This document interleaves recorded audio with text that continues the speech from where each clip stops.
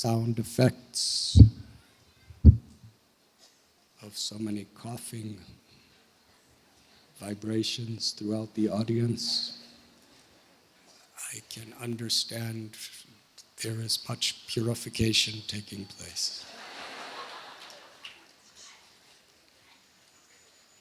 I have very personal experience.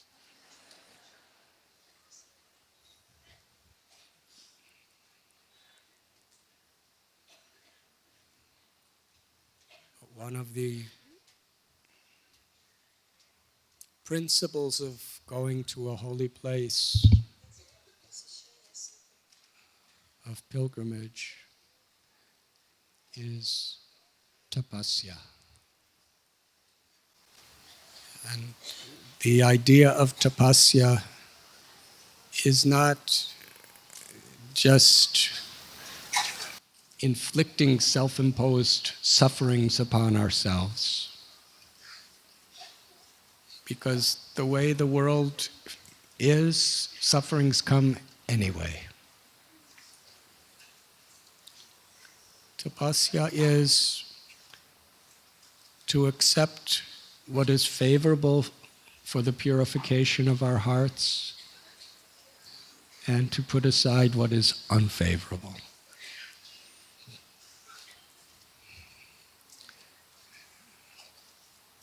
Our tendency is to be very selective, that we like those unfavorable things that we like.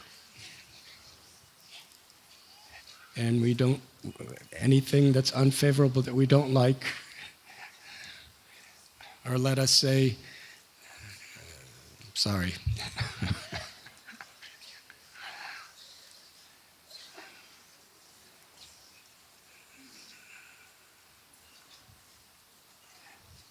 I'll tell a story about it.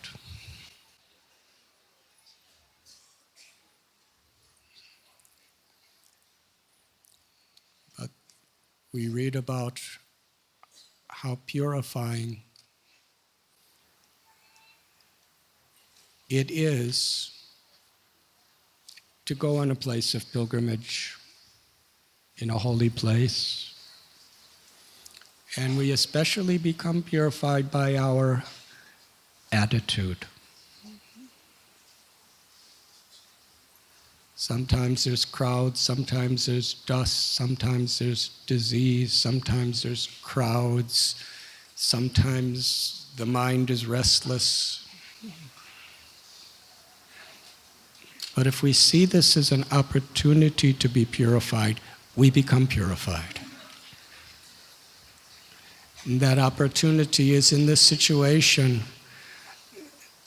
to have faith that if I turn to Krishna, if I take shelter of Krishna, if I immerse myself in Krishna, that is where true purification takes place.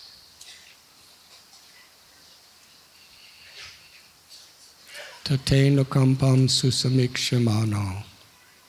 In favorable situations and in very difficult situations. What makes it auspicious is when we turn to God with faith, when we humble ourselves and take shelter. And part of the process of that is our absorption.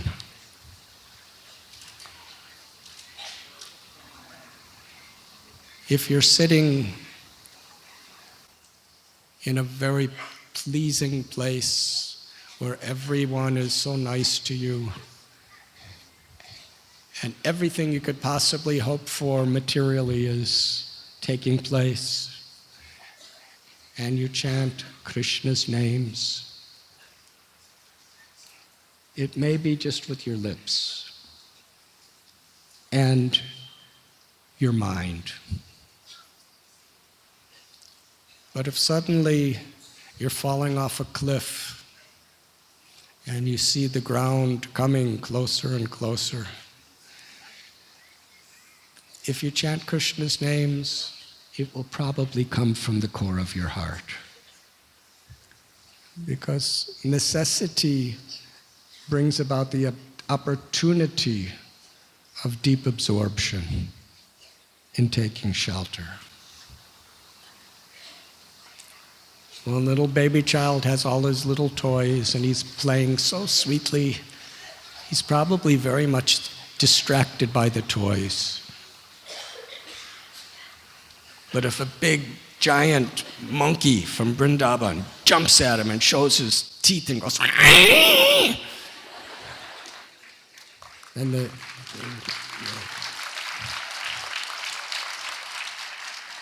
then the child will cry for its mother. Take shelter of the mother in that moment. And the mother will come running instantly.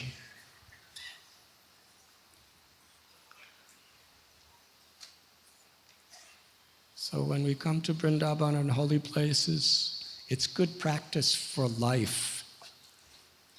It's because we learn lessons from the environment, from the situation, from all the grace that's empowering this place since time immemorial, from Krishna's Leela and Mahaprabhu's Leela and the Leelas of all the saints and acharyas, and from so many devotees come here looking for shelter, but also through our experiences. As often have been repeated, Srila Prabhupada's words, we learn to see through our ears. Because through hearing, we see whatever situation comes to us in relation to the goal of life, to our purpose. Otherwise, the distractions are endless. We become so obsessed, so absorbed in the things that happen, in the circumstances. Pleasure, pain, honor, dishonor, happiness, distress, success, failure, heat, cold. These things are always coming and going. But how to process it in our consciousness in such a way that we see it as an opportunity to make progress toward our goal of life.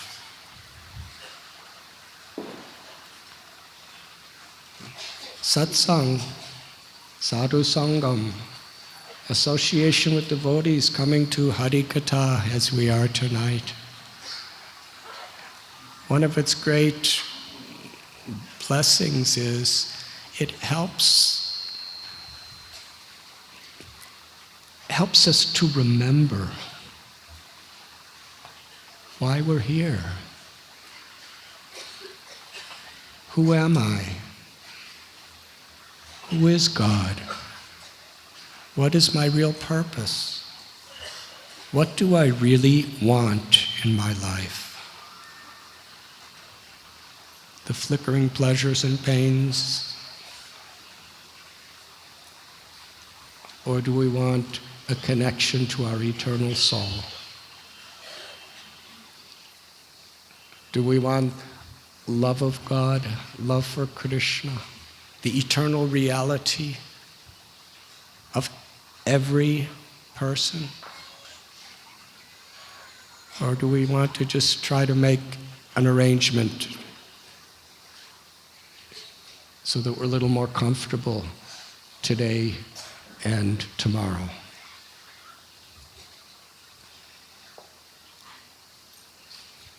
So satsang is to keep us focused on what our true purpose is.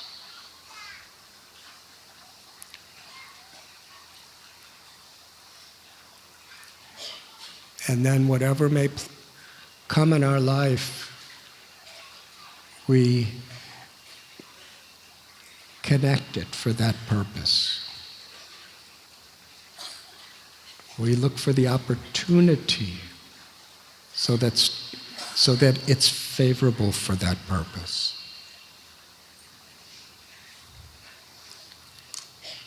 So when Krishna was living here in Vrindavan, he displayed such beautiful, wonderful pastimes to charm our hearts. And within those pastimes, there's so many lessons of the most essential concepts that we should apply every day. Just by absorbing ourselves in hearing the pastimes and the teachings of the Lord, we become purified. Because Krishna is supremely pure, pavitra.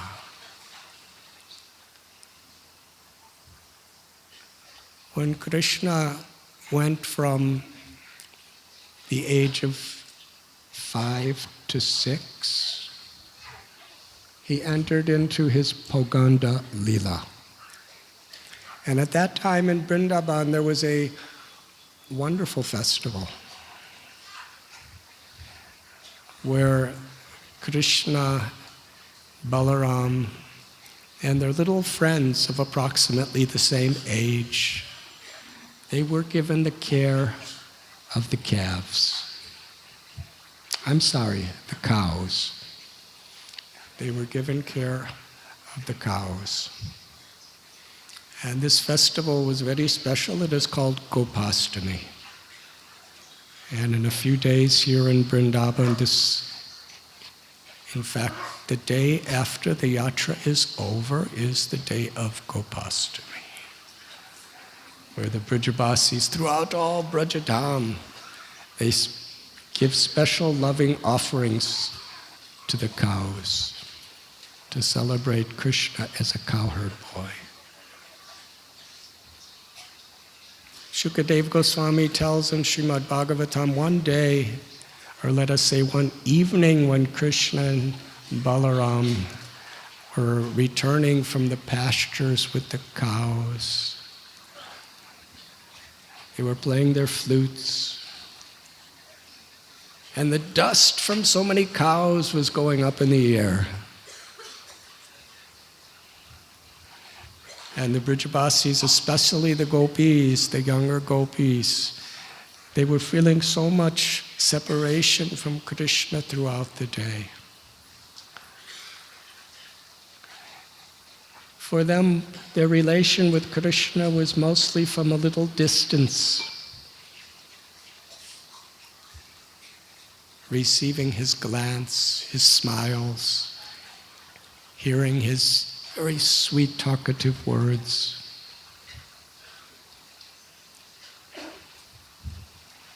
So they were all looking into the horizon, looking out into the pastures and the forests of Vrindavan. And then they saw the dust in the air. And most of us here, we're trying to run away from the dust in the air. But they were waiting all day to see that dust in the air. It was the dust of the lotus hooves of the cows and the cowherd boys. And when they saw it, they knew that Krishna was coming.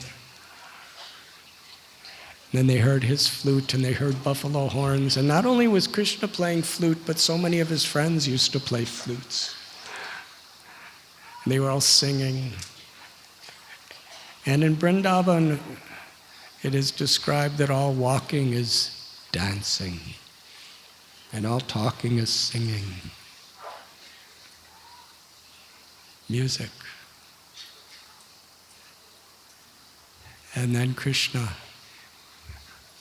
who on this particular day, knowing his devotees were so excited with anticipation and separation, he was in front. And Balarama, he went back a little to not disturb the reciprocation of Krishna and the Gopis. And there they had the beautiful vision of Gopal, Govinda.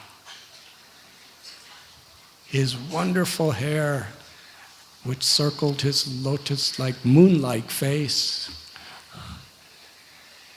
It was covered with the fine powder of the dust raised by the cows. And he had peacock feather in his hair. And his friends decorated him also with many forest flowers. He was playing upon his flute and smiling. His lotus eyes were gazing so affectionately upon each one of the gopis. And he smiled upon them. His smile was charming. His glance was beautiful. And how Krishna could gaze into the eyes and into the hearts and touching the souls of each of these gopis simultaneously, individually. And as Krishna tells in Gita, ye yata mam prapadyante, that he reciprocates, he reveals himself, and he reveals his love according to how we approach him, how we surrender. So in this instance, the gopis, it describes their glance was like very thirsty bumblebees. And Krishna's smile and his beautiful eyes were like his lotus face was like the sweet honey from a lotus flower. They were drinking in his beauty. And through his glance, into their glance, they were drinking in his fullest heartfelt love.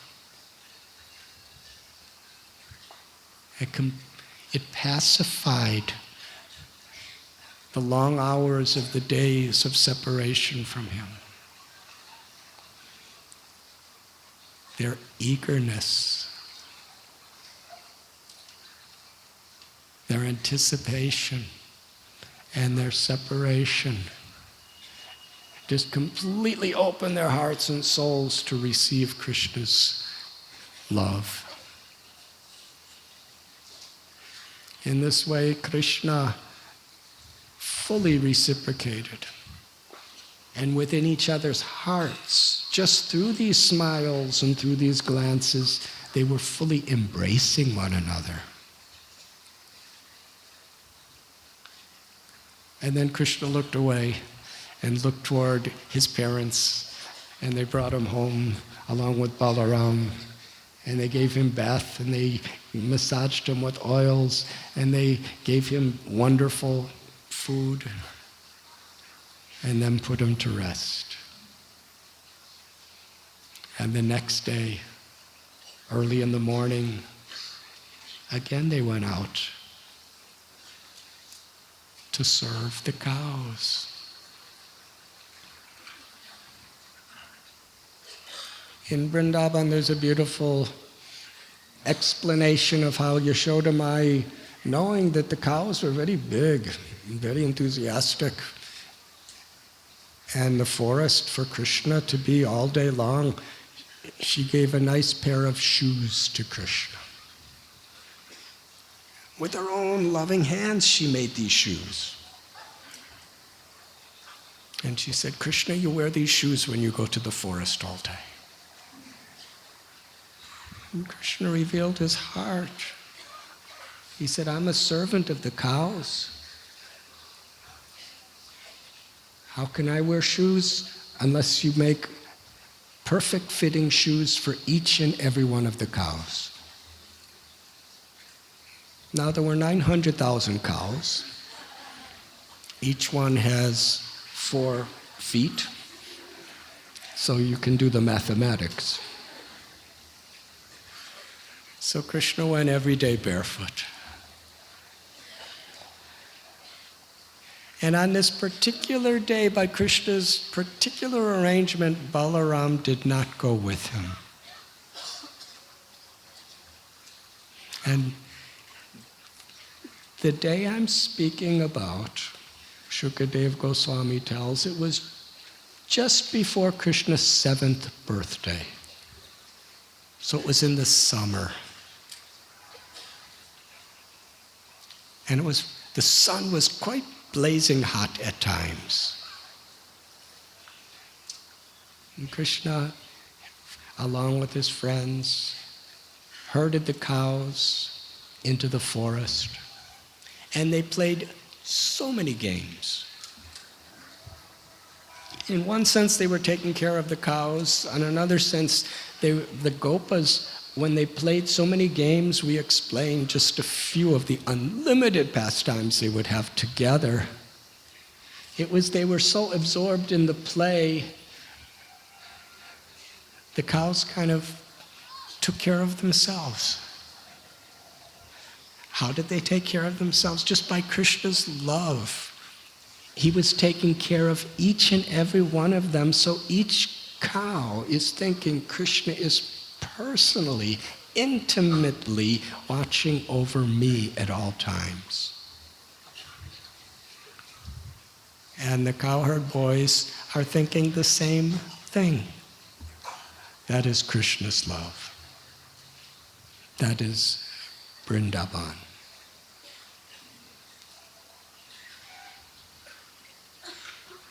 The ocean, limitless ocean of the love of Bhagavan's heart, God's heart, is so great that everyone is thinking that whole ocean is mine.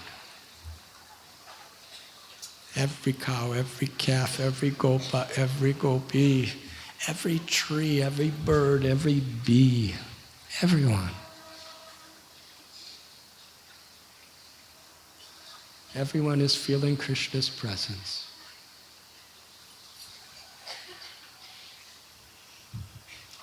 So on this particular day, it was the morning, they were playing so many sweet games in the forest of Vrindavan.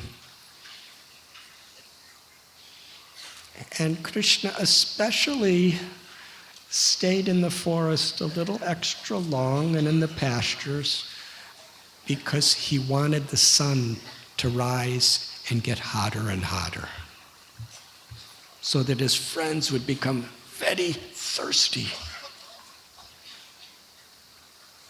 And it came to the point where all the gopas and all the cows were extremely thirsty.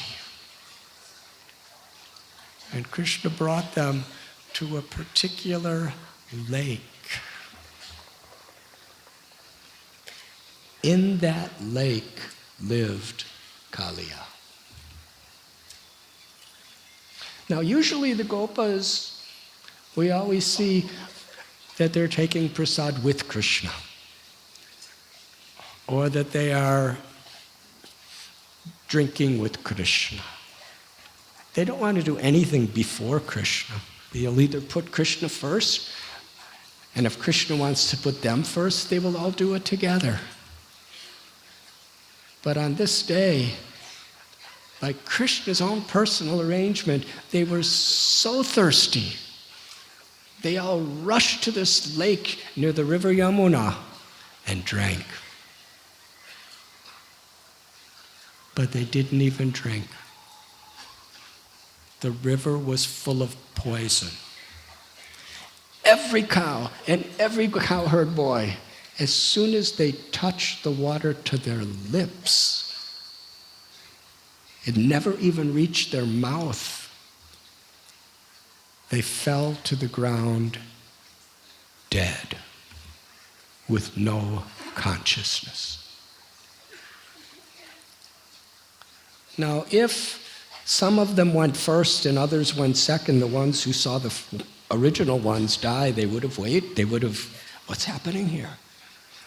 But Krishna arranged it, though we're so thirsty, that all the cows and all the cowherd boys drank all the water simultaneously, and as soon as it touched their lips, they all died. Now, this is an extraordinary pastime. There's nothing like it in Krishna's Leela. Every cow and every boy right in front of Krishna's eyes fell on the banks of this lake near the Yamuna with no consciousness.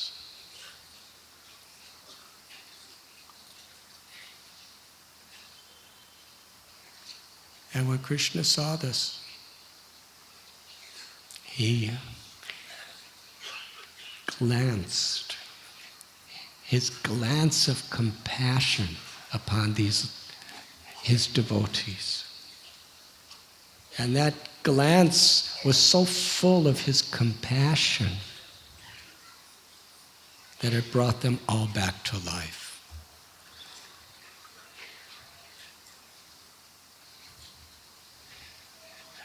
Let's learn a little lesson about this thirst, how thirst can overcome even great people. The whole Srimad Bhagavatam, why was it spoken to Parikshit Maharaj? When he was a little baby in the womb of his mother, there was a Brahmastra, a celestial weapon coming to kill him, and then his mother cried out for Krishna to save the child, and he actually saw Krishna come and save him. He was the grandson of Arjuna, a very great person, and he ruled his empire with so much compassion and devotion on behalf of Krishna. He was truly a saint, a Rajarshi. He was totally out of his character to be in the forest one day and become overcome with thirst. So much overcome with thirst that he went to a little hermitage of a rishi, Samik Rishi. And the yogi was sitting in meditation, meditating on the Supreme Lord. He was in a samadhi state where he was not externally aware. And Parikshit Maharaj said, "Please give me some water. I'm your guest." Because according to culture, if a guest comes to your house, however simple, you at least give them some water and a sitting place and some pleasing words. So he said, "Please give me some water. I'm the emperor of the world." And he was so thirsty, and he became so overwhelmed that with the end of his bow, he picked up a dead snake that he happened to see there and put it on this rishi's shoulder and left. And for doing that, he was cursed to die in 7 days. Overcome by thirst. In the Mahabharata, there's that very well-known story of how the Pandavas, when they were living in the forest together, each one of them, they came upon a lake, and as soon as they saw that lake, they were so thirsty. They just had to drink the water, and they heard a voice, "Please answer my questions before you drink this water, or you will die." And they were so thirsty, they lost their intelligence and drank the water, and 4 of them died. It was only Yudhisthira who could withstand it. Srila Prabhupada quotes the great poet Vidyapati, where he describes the whole material existence as an experience of thirst. Abrahma bhuvana loka punaravartano duna mamupeti tukontya punar janmana vidyate. Krishna tells in Gita, from the highest planet in this material world down to the lowest, they're all places of inevitable suffering. And the reason why we're bound to this suffering is because of our thirst for pleasure. Everyone is seeking happiness. Everyone is seeking pleasure. It's a thirst.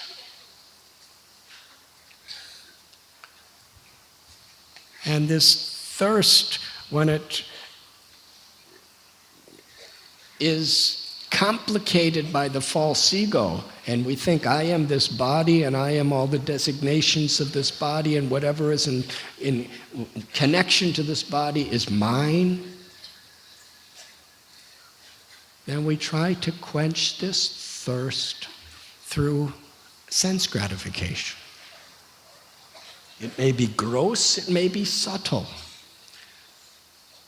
Gross is the pleasures to the eyes, to the ears, to the nose, to the tongue, to the skin. The pleasures of sex life, the pleasures of the mind, profit, adoration, distinction, accumulation. We're just thirsty for pleasure. And what is the origin of that desire for pleasure? That is the basic principle of spiritual knowledge. Jivera Swarupoy Krishna Nityadas. Mahaprabhu begins his teachings with this. We are the eternal soul. Bhagavad Gita establishes this principle from the very beginning. Najayate mriyate vat kadachya. That the true identity, the true life force within everyone that animates and activates this body and mind is the soul. The soul is Brahman. It is spiritual. Nahanyate hanyamane saride, it never dies. Mamaivam so jiva loke. And the nature of the soul is we are all part of Krishna. And Krishna is Satchit Ananda, eternal, full of knowledge and bliss, and being a part of Krishna. We are eternal. In our liberated state, we are full of knowledge. And most important is Ananda. Because who wants to be eternal and full of knowledge unless you're happy? The whole purpose of being eternal and full of knowledge is Ananda. It brings us joy. And the origin of that propensity to joy, to enjoy, is to love Krishna. That is our nature. To feel God's limitless love in our life and to reciprocate with our love. That's the thirst of the soul. To drink the beauty, the sweetness, the charm, the grace of Krishna.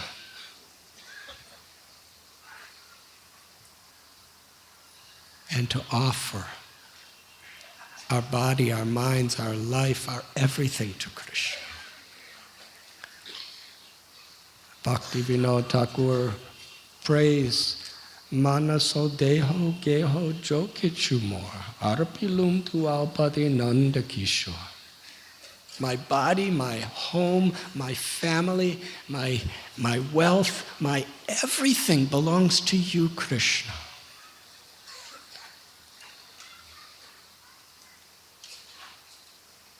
That's love.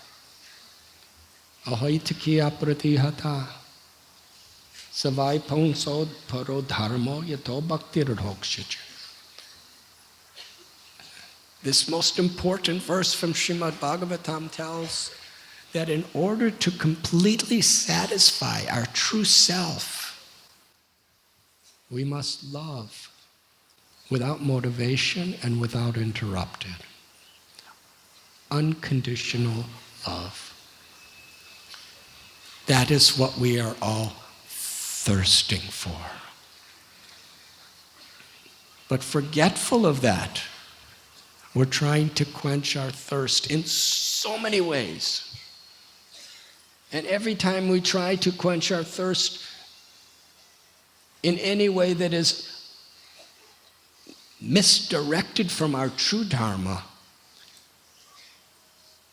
the thirst is only aggravated. Trying to put out a fire by putting gasoline on it, petrol, it never works. So Srila Prabhupada quotes from this great poet that this material world and all the temptations and all the distractions for enjoyment, it's like a desert. And Srila Prabhupada goes into a very wonderful explanation of what is a desert. It's a place where there's a lack of water.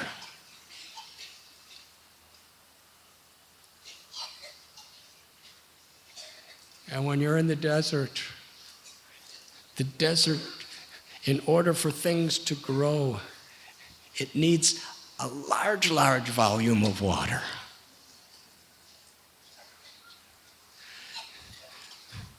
But whatever the enjoyment it may be, it really doesn't make a difference whether it's becoming a multi-billionaire, whether it becomes being a great conqueror and leader with countless people doing whatever you say, or just living in a house and having a cooperative husband or wife. Whatever it may be, it's all trying to satisfy our thirst with a drop of water when we've been living in the desert.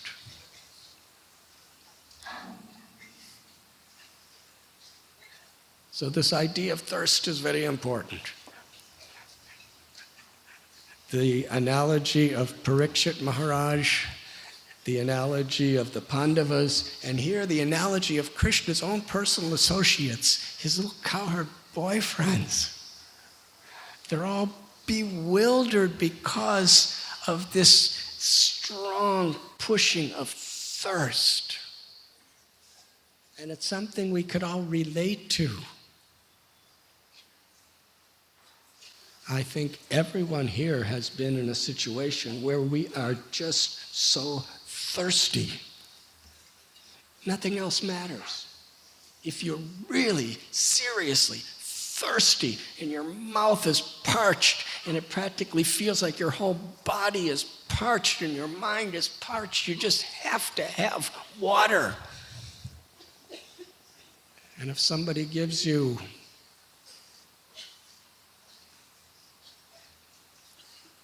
a diamond, if someone gives you 1 crore of rupees, it's paper, and you're in the middle of a desert, and you're dying of thirst, what is that going to do for you? You can't, the diamond and the rupees are not going to quench your thirst. You need water. And then if somebody comes and says, oh, here's water, I have water for you, come, and they give you 1 drop,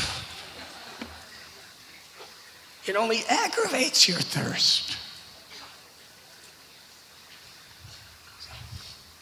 Nunam pramata kurate. Krishna, it describes that people become mad because of their thirst for happiness, for their thirst for pleasure. And that's what this material world is. People are just going mad. And the people who are the most mad, who will do the craziest things to try to satisfy their desires, they're heroes.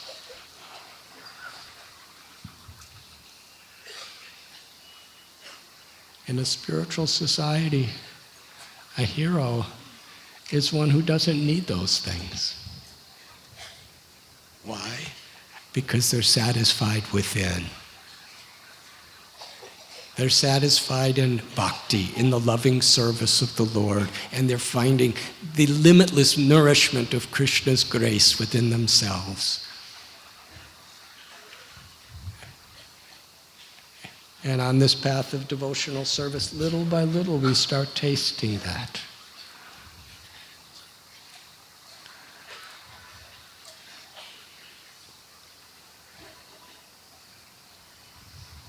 So it's very important. Nasta prayishya bhadrishu nityam bhagavati sevaya. That every day we help to remind each other what will quench our thirst. Because if we don't, then we'll be chasing after the mirages and the drops within the desert of material existence.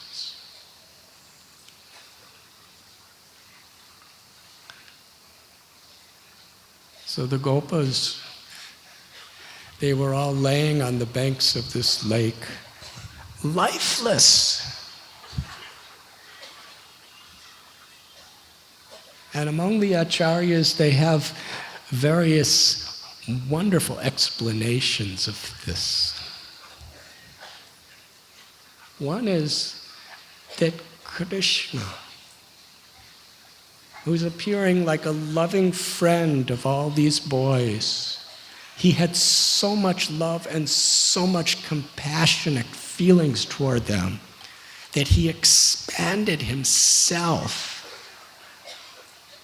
to embrace each of those boys and wept tears of love for them. Love to see the condition they were in. And when those tears touched them, they all came completely to life and became blissful.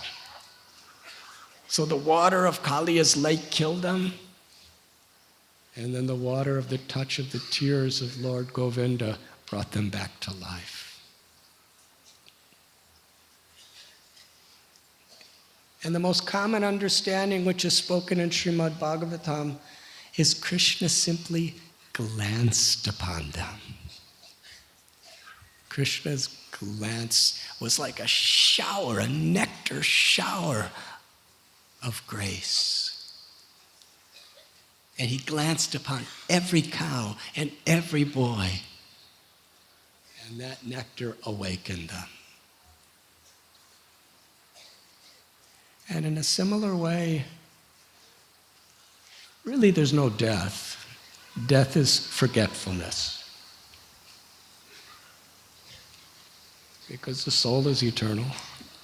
But when the soul forgets its true identity and identifies as the body, then we think there's death.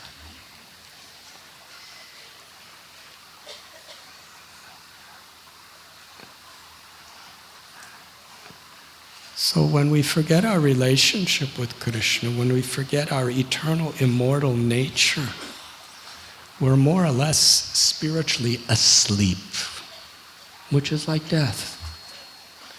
Sri Chaitanya Mahaprabhu, his message was simple. Jeev Jago, wake up sleeping souls. You don't know who you are, you don't know what your real potential is. Be happy.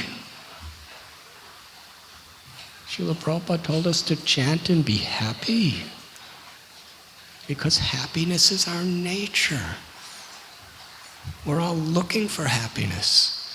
And a compassionate person wants others to be happy.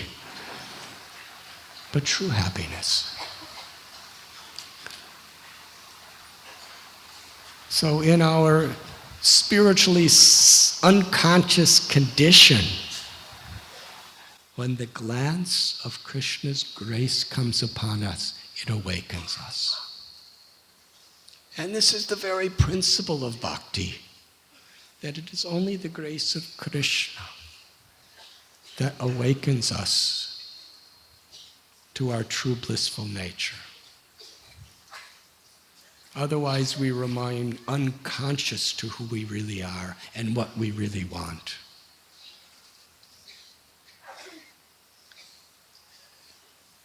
And Krishna's love, the glance of Krishna's grace, very much comes through those devotees who have received that grace.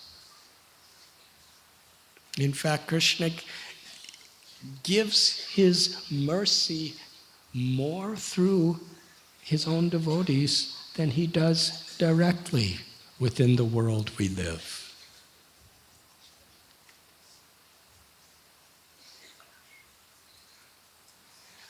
I was listening to a tape recording of Srila Prabhupada,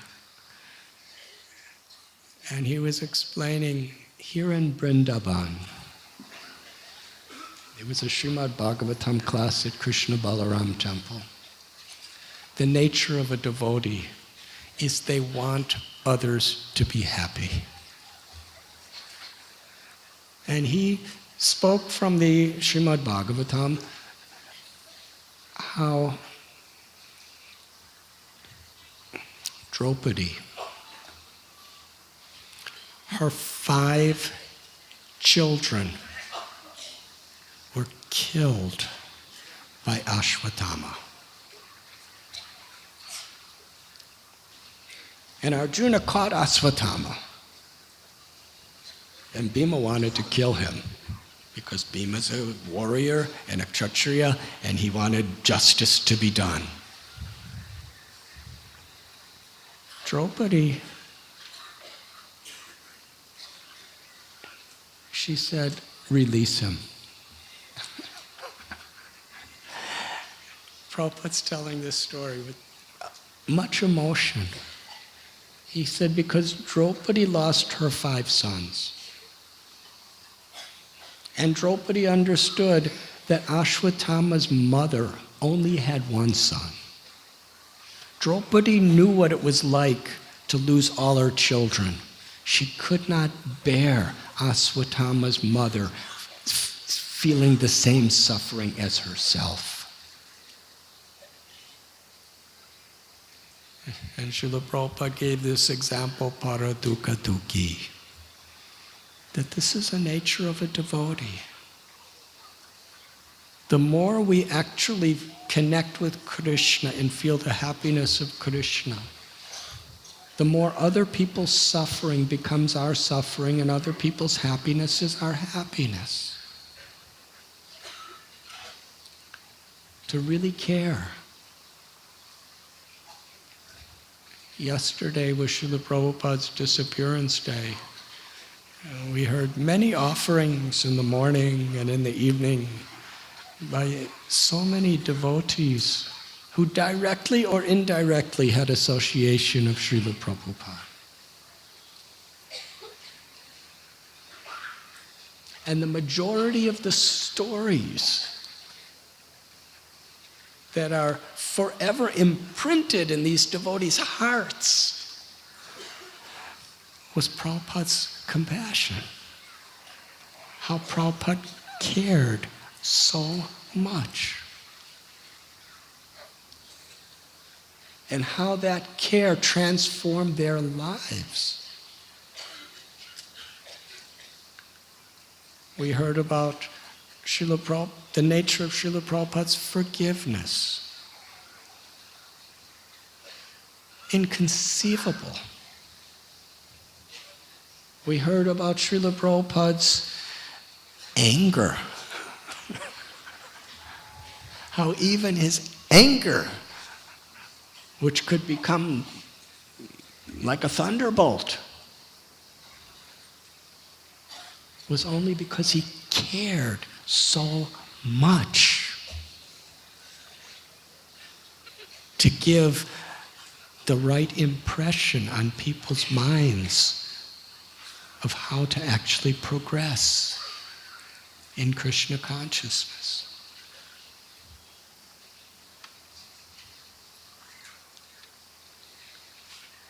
We heard about Srila Prabhupada's joking, his incredible sense of humor, but a sense of humor also was just to make people happy. His anger was to ultimately make people happy.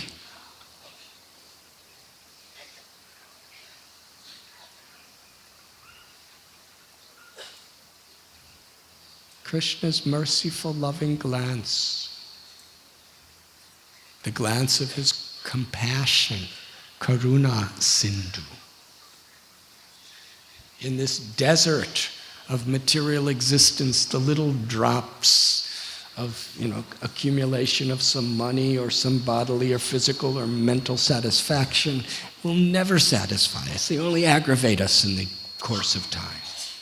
We need Karuna Sindhu. We need that ocean of compassion. And that ocean of compassion, Krishna, he distributes through those sincere devotees. And we heard from Mandakini Devi yesterday about how Lord Chaitanya Mahaprabhu and the Panchatattva,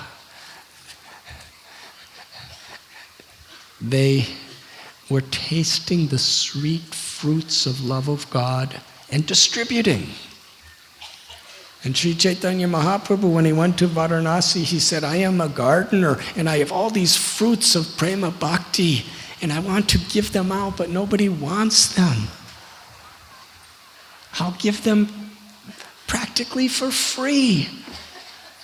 And he was asking his devotees, please help me to distribute these fruits. And those who help me to distribute these fruits of love of God, Krishna prema, will be most dear to me.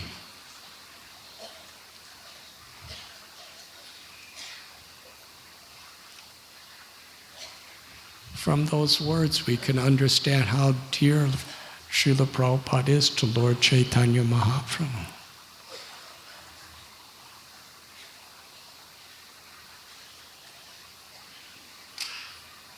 So we are in a spiritually unconscious state to different degrees. And it's not just by accumulation of knowledge or performing austerities or giving in charity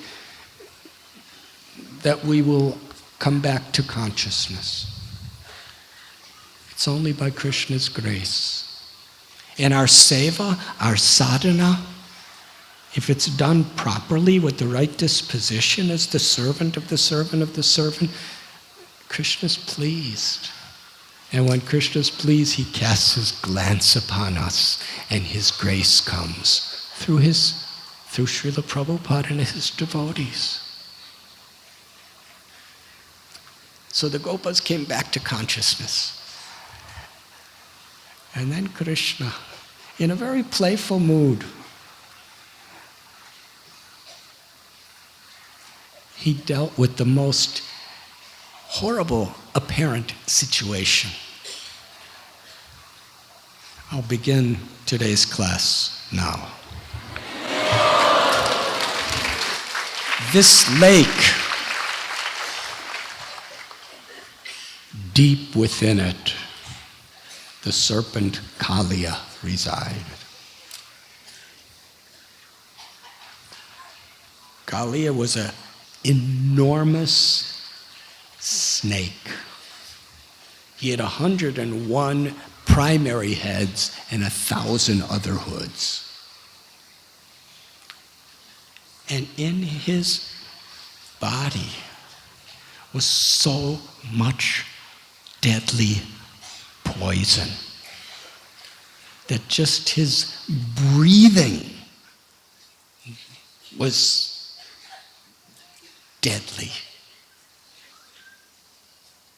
The water was so filled with poison because he was within it that literally it was boiling. Like that, it was boiling. And the fumes that were coming from that boiling poison, if a bird flew overhead, just by breathing, instantly die. And all the trees, all the bushes, everything around it was dead. The only things that could possibly live were his disciples, who were poisonous snakes. They would be swimming around. As long as they completely surrendered to him, they could live there. So Kalia was the most poisonous phenomena that has ever been in this world since the time of Lord Shiva drinking that poison.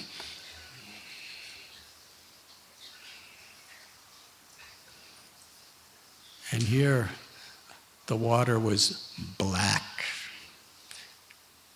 with shades of bright red. It was smoking. The water was so full of poison, not only was bubbling, but there was fires just erupting all around it. Can you imagine this ghastly scene? I've seen some of our devotees here in Vrindavan, and there's an open sewage, and we look at that open sewage and, but can you imagine? Bubbling, boiling, smoking, flames coming out of it. That was the lake. And just all the cows, the countless cows and the countless Gopas, just by touching it to their lips, they fell dead. Krishna brought them back to life. And then he very playfully climbed a kadamba tree. It was the only thing alive in the area. This kadamba tree had been previously blessed by Krishna's devotee, Garuda. And this kadamba tree was a favorite tree of Krishna, because kadamba grows flowers that has the color that is similar to Sri Radharani's complexion. Yellow golden color. And anything that reminds Krishna of Sri Radha's love is most dear to him. So the kadamba tree is a favorite tree to Krishna. So this tree was very favored by Krishna in Vrindavan. So please listen. I hope you're still awake. Because sometimes when we talk about giving up sense gratification, devotees fall asleep.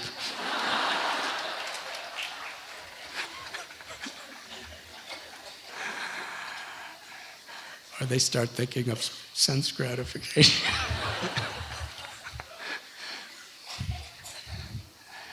But this kadamba tree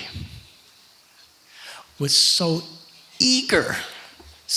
eagerly awaiting for Krishna, it kept him alive. All the poison, everything else was dead due to the fumes.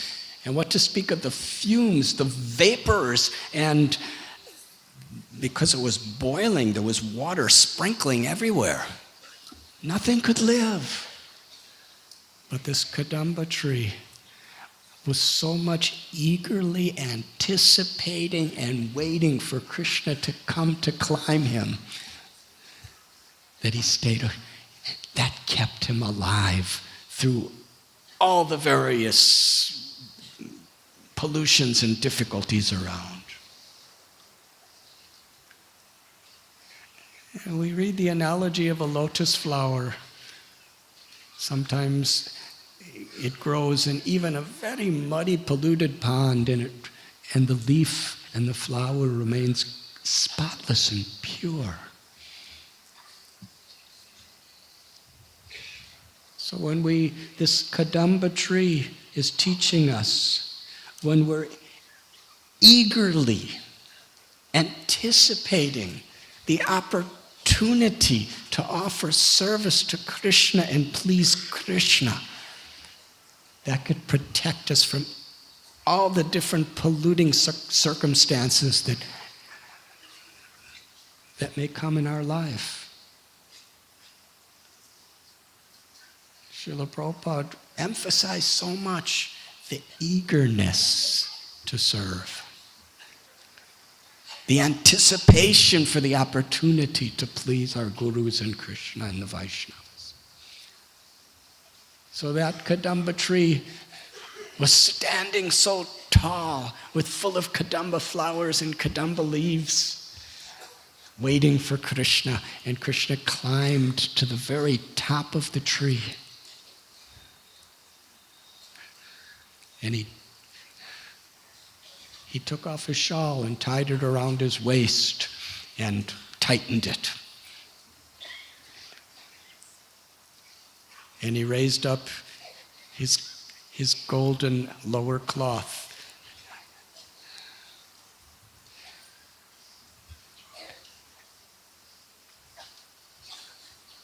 And then he slapped both of his arms like a person who's about to have a good fight. But he did it in a very playful way. And then, right in front of the Gopas and the cows, Krishna, he jumped right into the boiling, polluted, poison lake. And although Krishna was very small, he was not even 7 years old. He made such a splash. The splash created great waves. And he especially made a big sound going into the lake because he wanted to get the attention of Kalia. Because nobody dared coming near his abode. And when he heard this massive splash, he was furious. Who has come?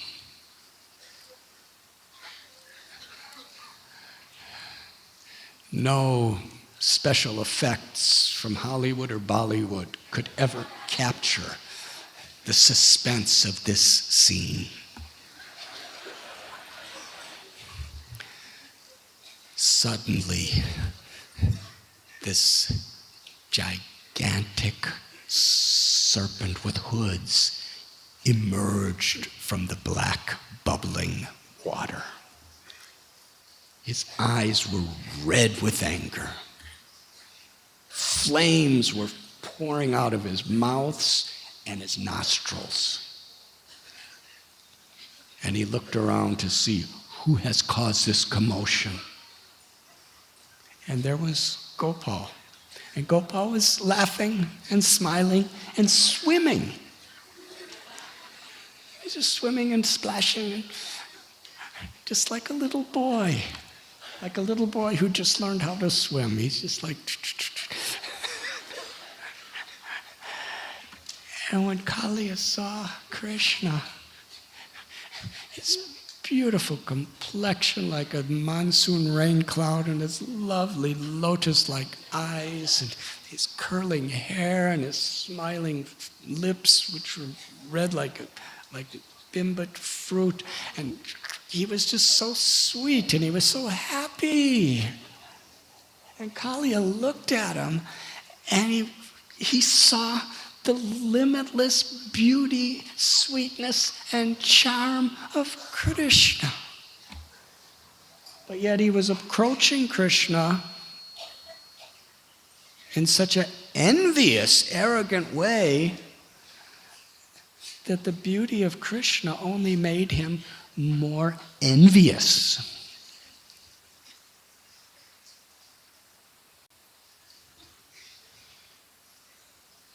So it's described, he just gazed at Krishna. Like, what are you doing here?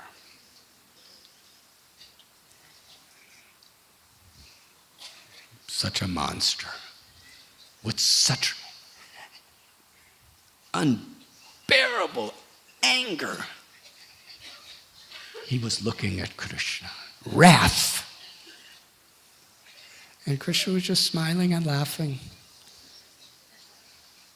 And Krishna just kept swimming about, completely unaffected by the poison. In fact, Krishna really wanted to make Kalia angry. So he was teasing him. He was just, what are you going to do to me?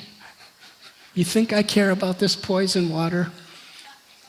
Krishna drank like a little boy, and he just, with his mouth, he just sucked in all this water and then just spit it out.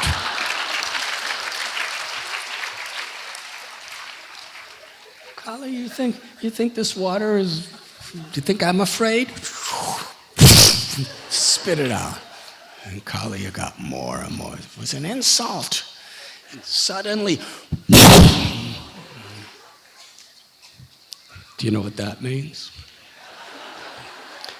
Kalia lunged his principal hood with his massive fangs and bit Krishna in the chest.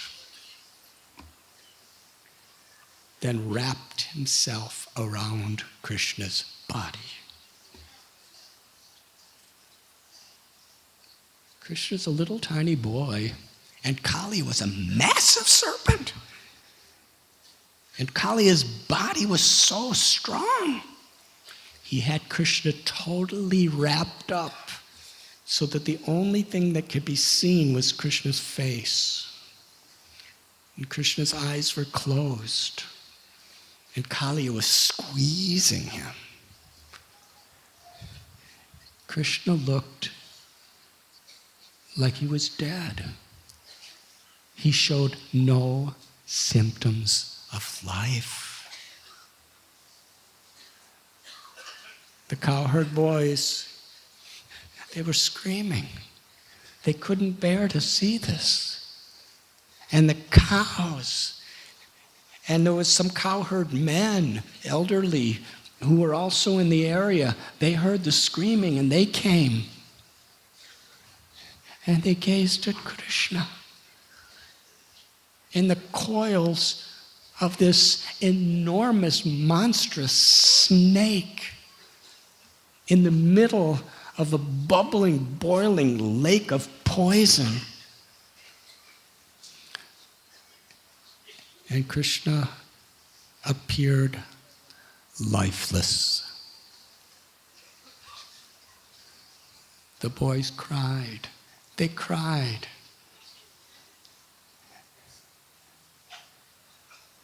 And it became so unbearable. Every single one of the cowherd boys fainted unconscious. They just could not live seeing the Prananath, the Lord, the beloved of their life, in such a condition. The Brijavasis lived for Krishna.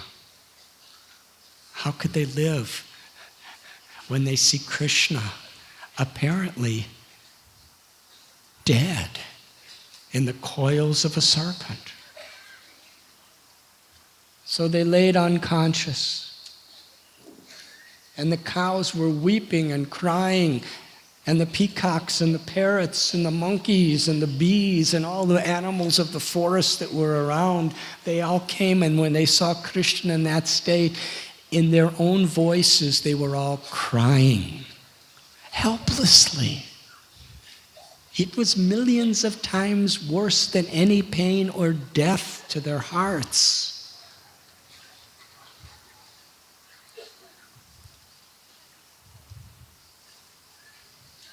At that time, by Krishna's own will, his Yogamaya potency created inauspicious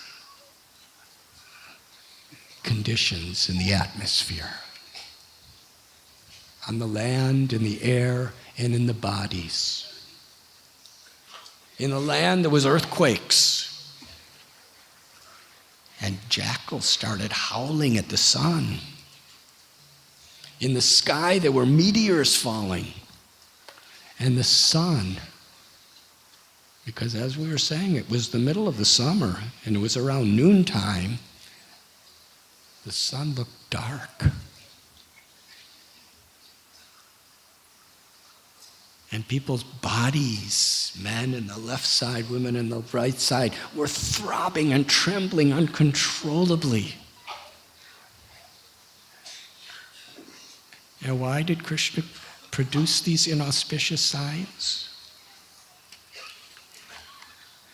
Because he wanted all the Brajavasis from the whole of Brajadam to come to see him dance.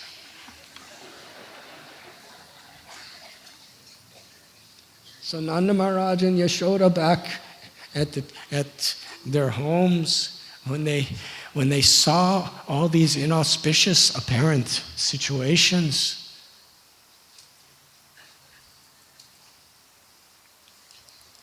they become very afraid. And all the cowherd men and all the gopis came to Nanda and Yashoda with the same question, because their life and soul was Krishna. Everyone was only thinking of Krishna's happiness, Krishna's pleasure, Krishna's well-being. So they asked Nanda Maharaj, is Balaram with Krishna today? Because they know as long as Balaram is there really couldn't be too much problem with Krishna, because Balaram was so happy to do heroic deeds. And Balaram was Krishna's dearmost friend and brother, but he was also older, slightly, so he was always protecting Krishna. When they found out that Balaram is home, they felt completely helplessly crippled with worry for Krishna. Sanatana Goswami tells, for a devotee, there's only one thing that creates auspiciousness, and that's Krishna's mercy. The only real cause of auspiciousness for a Vaishnava is Krishna's mercy. And that is why Srimad Bhagavatam tells the supreme auspicious of all activities is that which invokes Krishna's mercy. And in this age, that is the chanting of his holy name.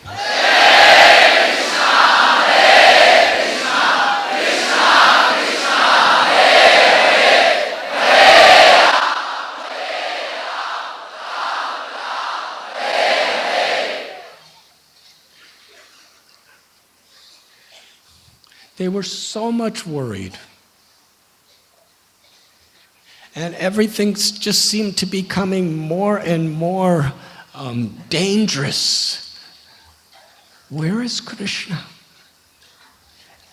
Everyone left their homes to search for Krishna, to see if he was all right.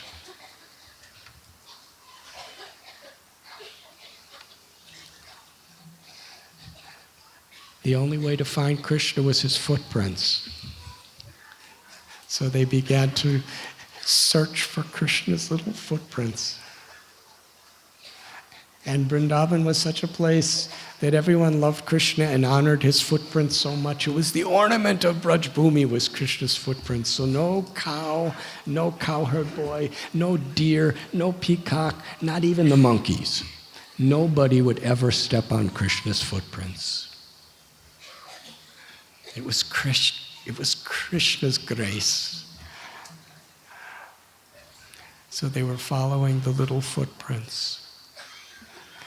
And the worry was so much because of all these meteors and earthquakes, and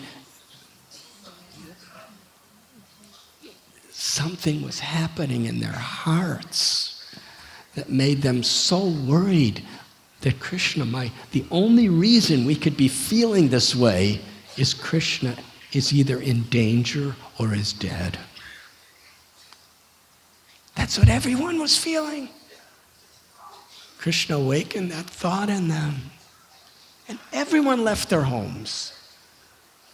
Every Gopa, every Gopi, the young, the old, even the children, little tiny children who never in their whole life at this point had entered into the forest.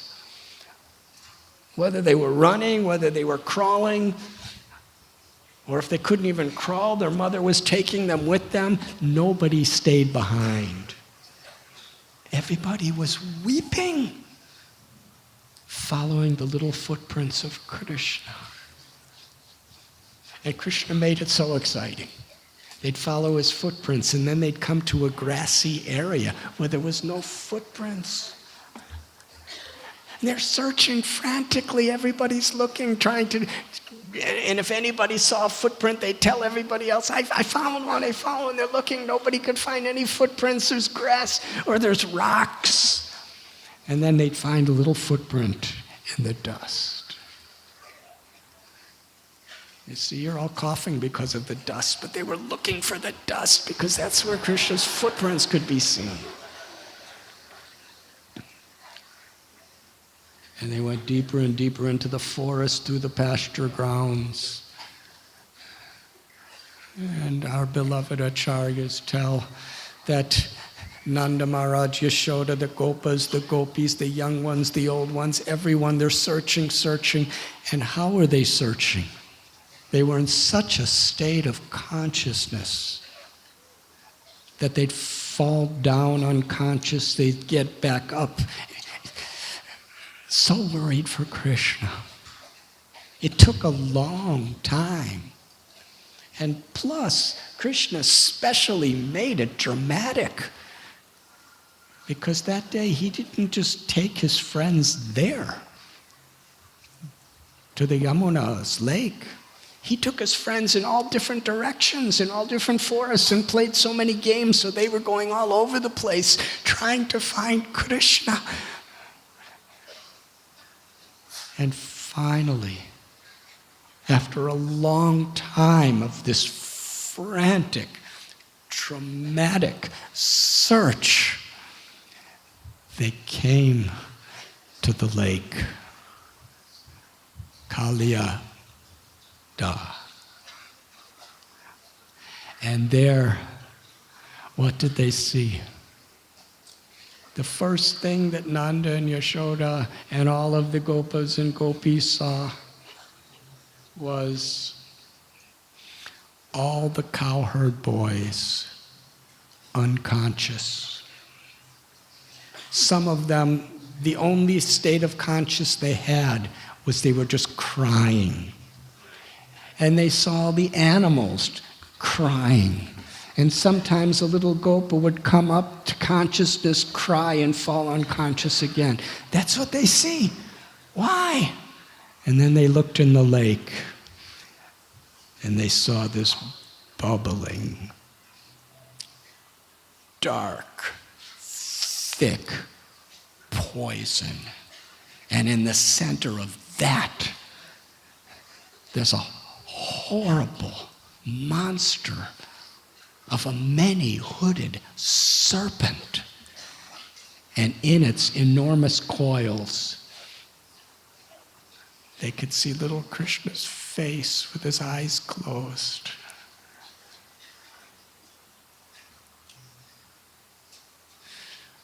Balaram, the whole time everyone was looking for Krishna. The whole time they were being terrified by the inauspicious omens. he was laughing out loud. The reason he was laughing, one, is because he was keeping them alive. Because they were so worried about Krishna. There was no way they could live in that state. So he was laughing really loud the whole time because Balaram loves Krishna so much, and if Balaram's laughing, there must be some hope in all of this. So he was creating a very mystical balance. And also he was thinking, in my incarnation of Sheshanaga, Krishna never plays with me. And now Krishna is playing with this insignificant, mundane little water snake named Kalia.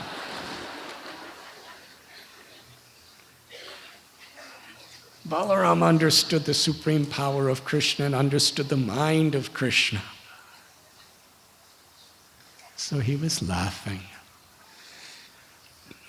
And he kept laughing when everybody was falling unconscious, seeing Krishna in the serpent. And Yashoda Mai, she wasn't thinking intellectually. She was just only thinking, I must be there with my Gopal. He's in the clutches of the serpent. I will go and be with him.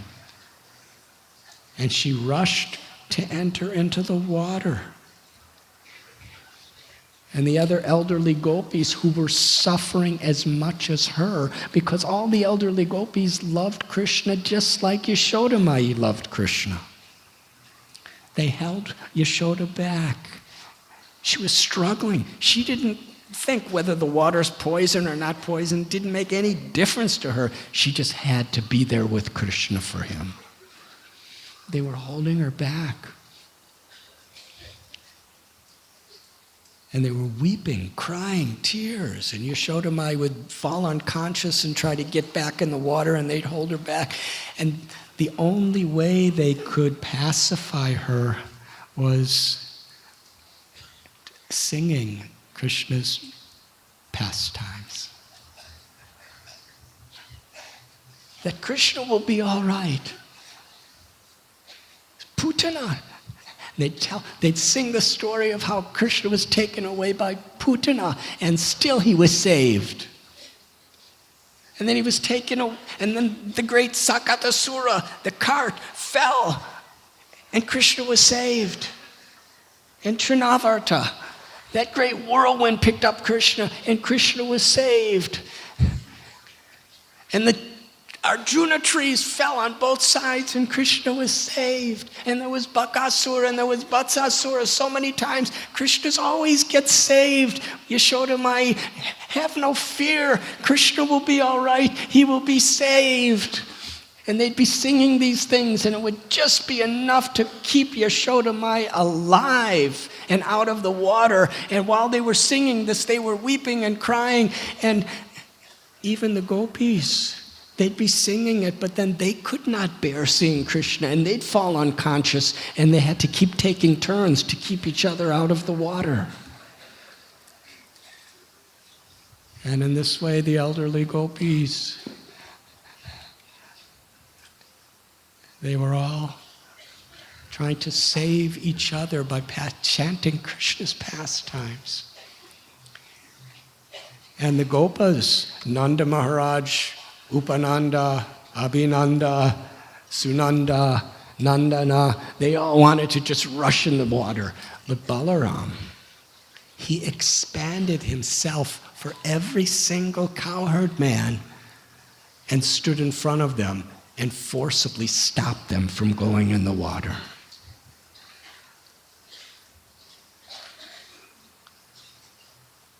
And the gopis, the young gopis, seeing Krishna in this condition, it was unbearable. Sunyayatam jagat sarvam govinda virahena me. Sri Chaitanya Mahaprabhu gives us this verse. Yugayatam nameshena chakshusha prabhrushayatam sunyayatam jagat sarvam govinda virahedame. That a moment in separation of Krishna, a nimesh, a fraction of the time it takes for the eyebrow to involuntarily blink. It's that amount of time in separation from Krishna seems like a yuga. To make it understandable to us, Prabhupada says 12 years or more, and a yuga is a lot more.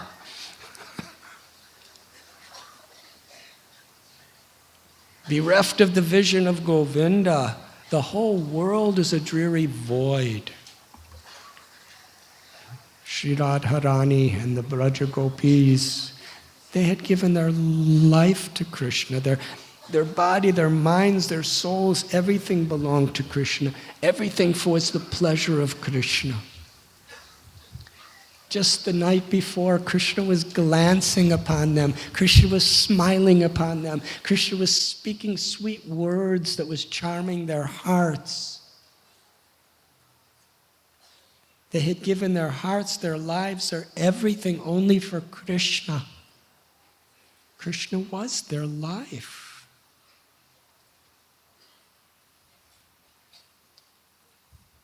The soul is Brahman. Aham Brahmasmi. There's nothing more dear to a person in this world than their own soul, their Atma, because that's our life. Without our life, we can't love anyone, we can't find any happiness, we can't have any relationships. That's our conception. So the soul is so dear to a person's life. But more dear than the soul is the Paramatma, the super soul. And more dear than the super soul is Bhagavan, Krishna, the supreme soul. This was the Gopis. They were completely liberated souls. They were totally beyond any materialistic bodily conception of life. Their bodies, their senses, their minds were totally spiritually beyond liberation in the state of the highest ecstatic love. And in that state, the pain, the unbearable pain of seeing Krishna in that situation should not be seen as anything mundane. It's actually staged by Krishna to give them the experience of the highest possible absorption in spiritual ecstasy. When we feel pain for anything of this temporary world, pain is pain, especially the loss of something or someone that we love. But when that object is Krishna, that pain is Ananda, because it's on this spiritual platform beyond death and beyond suffering. Suffering is ecstasy, and suffering in that ecstatic state is only meant to give us a deeper absorption in our love for Krishna.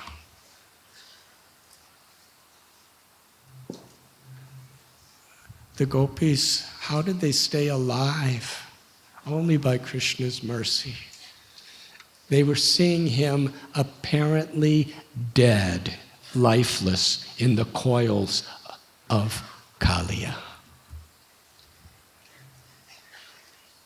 He wasn't glancing upon them. He wasn't smiling upon them. They saw out of compassion.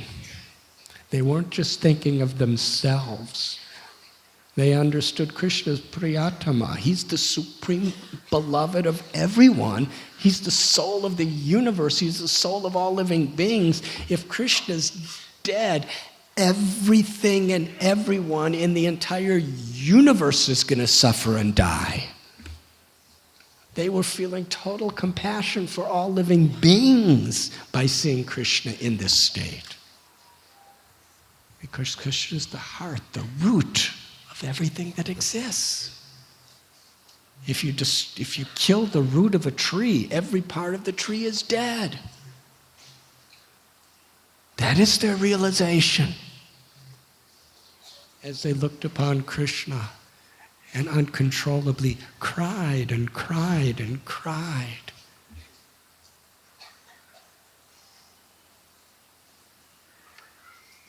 As Balaram left.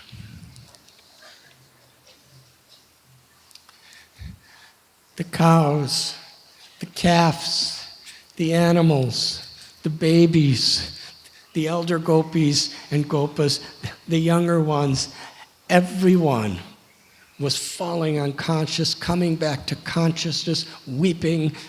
Balaram was keeping the men out. The women were trying to keep each other out. The water was boiling, and Kalia was squeezing Krishna. And Kalia was sure that Krishna was dead. What a scene.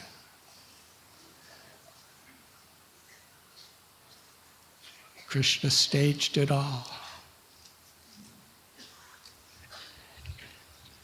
Just to increase everyone's love. And sometimes when there's contrast, it makes things so much more exciting.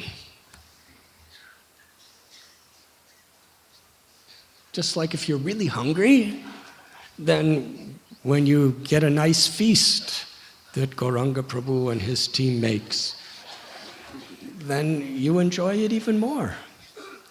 Yes? Let us thank Gauranga Prabhu and the whole kitchen crew for their wonderful prasad.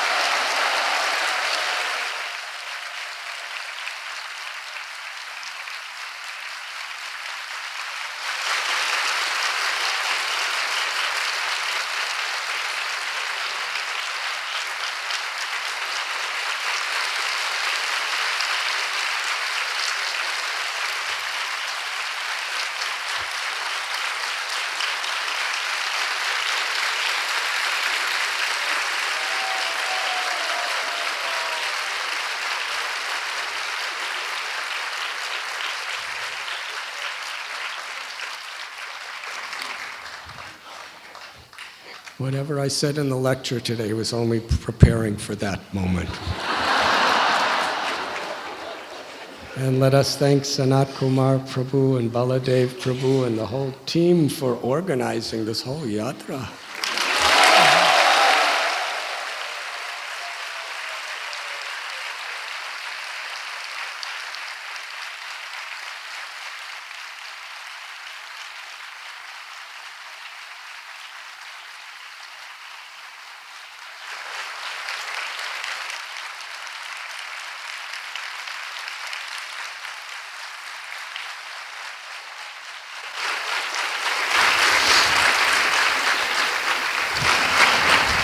So where there's hunger, there's more relish when we eat wonderful Mahaprasad. And similarly, when there's separation, there's a special quality in meeting. So Krishna staged this wonderful event in such a way that he was in the coils of Kalia for about 2 hours. And for the Brajavasis who were seeing Krishna in that state, every moment was like millions of years of pain.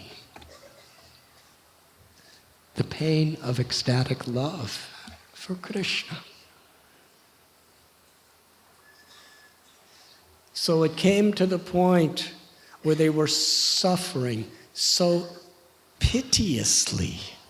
They were crying and crying. They all just wanted to jump in those waters and just give their lives to help Krishna. And if Krishna's dead, they didn't want to live anymore. When it came to a crescendo of spiritual emotion, Krishna understood the Brajavasis can't live any longer. So he did something that nobody could see, because he was totally covered by the coils of Kalia. He began to expand his body. Kalia had supernatural strength. He was trying to crush little Krishna, and Krishna was expanding his body, and Kali was trying to hold him, and ultimately Krishna expanded. Nobody could see what was going on. He still had his eyes closed. They all thought he was still unconscious, except Kalia. And Kalia thought he was dead until he started growing and growing, and there was this competition between them, and finally Kalia was about to burst because he just couldn't keep Krishna in his coils, and his coil loosened. Krishna opened his eyes, and he smiled, and he slipped out of Kalia's coils and jumped in the water. Kalia understood at this moment that Krishna is extremely powerful. Otherwise, he could have never lived through that and escaped what I have done. So he gazed at Krishna with so much anger. Snakes, their tongues go into two parts. Gallius, all of his hoods were raised very high, and his tongues were flittering in and out of his mouth, licking his lips. And Kali was so angry that his red eyes were practically flames, unblinkingly gazing at Krishna, all his eyes. And he was so angry that fire was flying out of his nostrils and his mouth.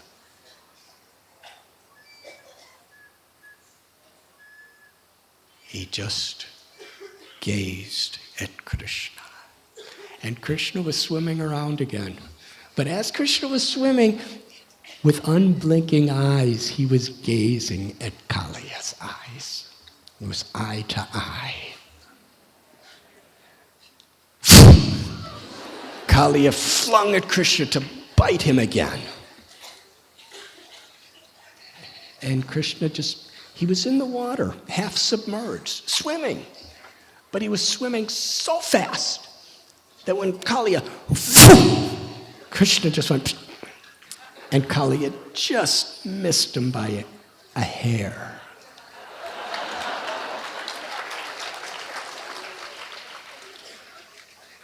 And Kalia had all these different hoods, and all the hoods were simultaneously trying to attack Krishna. And every time Krishna would just go,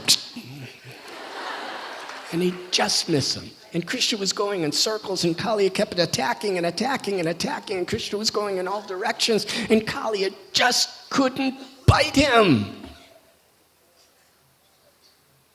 And Krishna was smiling the whole time, just looking right at Kalia's eyes. And Krishna was going in circles, and Kalia was going circles, and Krishna would do 180 degrees one side, another side, Kalia was going one side, other side, and every time, Krishna would just barely, just by missing by just molecules.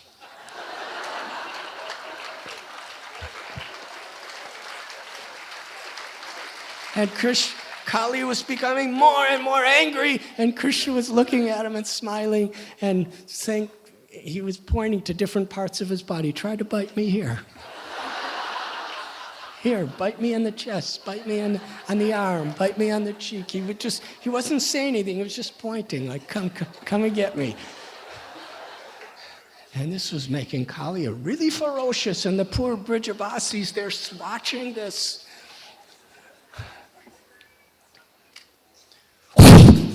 He'd attack Krishna again, and Krishna would just move. And this was going on for a long time. Kalia was attacking. Krishna was going in circles, going all around. And finally, after hours, Kalia was exhausted. He couldn't even hardly lunge at Krishna anymore. Krishna just made him so tired, just by moving around so fast. And not only did he move around so fast, but he always made it so Kalia could think that next time I'll get him.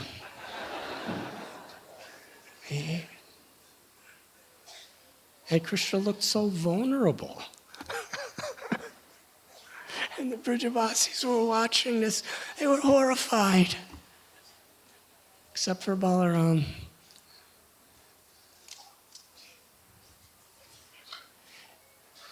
Kalia, at this time, he was exhausted physically, but his anger was stronger than ever. Every time he lunged at Krishna to bite him, to sting him, to eat him, every time he missed, Kalia's ego was becoming more and more agitated. And his anger was fuming higher and higher. And now he was at the peak of his anger and is an exhausted state. And Krishna made waves. He just splashed the water. It's described that when Krishna was making waves in that poisonous lake of Kalia, first of all, when Krishna entered into the lake, it wasn't even poison anymore, because Krishna purified it. Everyone thought it was poison, but actually Krishna purified it. Krishna's all pure. But he would make waves so small. Any part of his body could do anything. Krishna's littlest toe could make bigger turbulence in the water than 1,000 mad elephants. So Krishna was just playing. And he made a big wave. And you've seen in the West, even now I see it in India, people do surfing where they try to ride on waves. Well, Krishna's the origin of everything. He made a wave, and then he rode on that wave, and that wave went right up to one of Kalia's heads, and Krishna took his hand and pushed down the hood of Kalia and jumped on top of it. And Kalia raised that hood way, way high up in the sky. And there Krishna started to move around. And Kalia was so humiliated that he's on top of my head.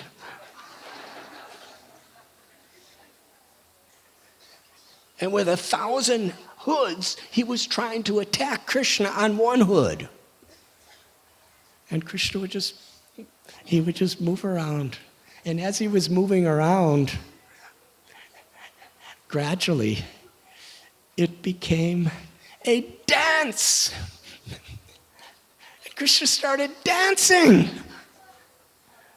And when he started dancing, he was so blissful, smiling, and he was looking at the Brijabasis saying, "Look, I'm dancing on the hood of this snake." And Kalia's hoods were very big, so there was a lot of space to dance.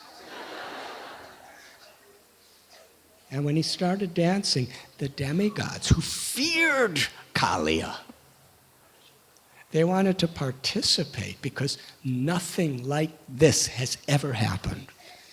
Nowhere in any of the Puranas do we find a pastime of any avatar of Vishnu or any manifestation of Krishna or God doing something like this. Usually when great demons, Hiranyakashipu, Hiranyaksha, Ravana, Kumbhakarna, there's fighting. But Krishna's dancing. And Kalia was as powerful as any of these others. And Krishna's dancing on his head. So Narada Muni came down and started playing his veena. And Indra brought from Swarga Loka a mridanga. Indra's playing mridanga. Narada Muni's playing veena. And then the Gandharvas started coming down and singing. And Brahma and Shiva. And Shiva has that special drum that goes... What do they call those drums? Yes, you know. Goes... And he dances when that drum is played. Well, he was playing that. And all the demigods were playing so many different instruments. And Krishna was dancing in perfect rhythm. Such a dance no one has ever seen. Callias' hoods were slippery. And they were moving around violently. And there were hundreds of hoods attacking while he was dancing on one hood. And Krishna's dancing. And it was so sweet and so beautiful. And Krishna looked like he was having so much fun that the Brijabasis, it was a festival. And the music coming from the heavenly worlds was so wonderful. They were keeping rhythm to Krishna's dancing, and Krishna was keeping rhythm to their playing. And the demigods, every time Krishna would do something, at every moment he was doing incredible dance steps that have never been seen before in either the heavenly or the earthly worlds. And they were showering flowers upon Krishna, and he was dancing.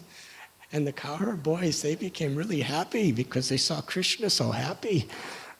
They were playing their flutes and they were playing their buffalo horns. And just the way Krishna was dancing, all the Gopas were dancing just like Krishna, trying to be just like him. They were dancing with him. And the Gopis, everyone was just enjoying. In their heart of hearts, they were dancing with Krishna. And Nanda, Yashoda, the elder Gopas and Gopis, they were having a wonderful time, but it was mixed. Because, yes, they're seeing Krishna dancing so beautifully and so blissfully, but still, Kalia, he might bite him, or he might get him in his coils again, or he may devour him. So they were blissfully worried.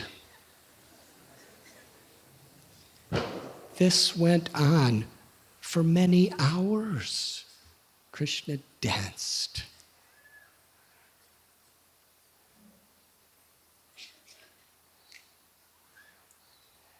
And his dancing, he was so absorbed because Krishna's the source of everything that exists. Everything emanates from Krishna. Janmadhyasya yataha. So all the arts, all the sciences, all knowledge, all abilities, everything has its origin, its perfection, and its total fullness in Krishna. And just as Krishna speaks in Bhagavad Gita, all of the opulences and wonderful things in this entire creation is but a spark of my splendor. So all the artistic skills of all the various cultural arts throughout the universe, throughout history, put them all together, and they're not even a spark of Krishna's loving, beautiful, supreme, artistic pastimes. What was the beauty of Krishna's dance? Later on, he would dance with Gopis. Every day he would dance with the Gopas. But this was such a transcendentally incredible manifestation of his dancing. He was dancing on the heads of the cruelest, most envious, violent monster in the world, Kalia, who was doing everything within his power to kill Krishna. But Krishna got so absorbed in dancing to please the Brajavasis. He didn't care so much about the demigods. The demigods were playing instruments, but for Krishna, it was all for the pleasure of the residents of Vrindavan.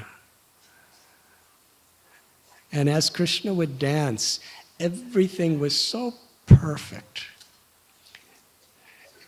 At the end of a particular rhythm, like do-do-do-do-do-do-do, like that. Every time one of Callias' hoods, with their massive razor-sharp fangs filled with limitless poison, came and lunged at Krishna, it always happened at the end of the beat. And Krishna with his foot would just kick it down. Like, do, do, do, do, do, do.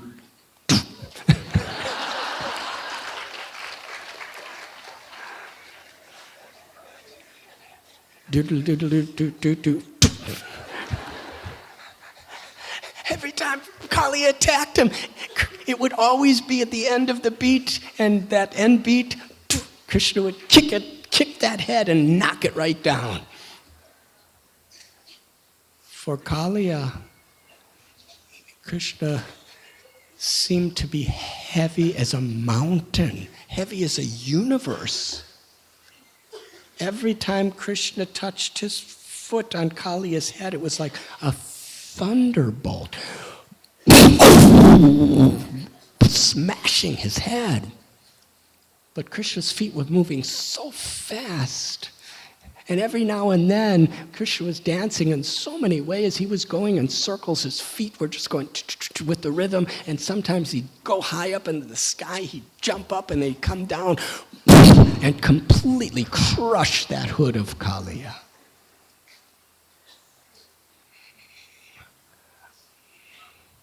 Should I continue?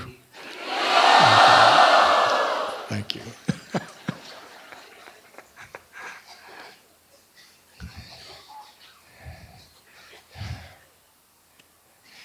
Poor Kalia. He's so fortunate. Krishna's dancing on his heads, but he's suffering and suffering. He's not. Everyone is enjoying except him.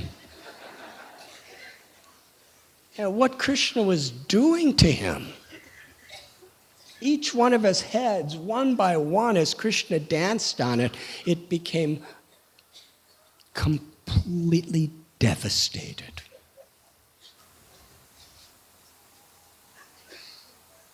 Not only was he crushing it, but he was ripping it apart. Krishna would dance in such a way that the skin on Kalia's head was just being ripped off and ripped to pieces, and he was bleeding. It was really a massively, beautifully horrible scene.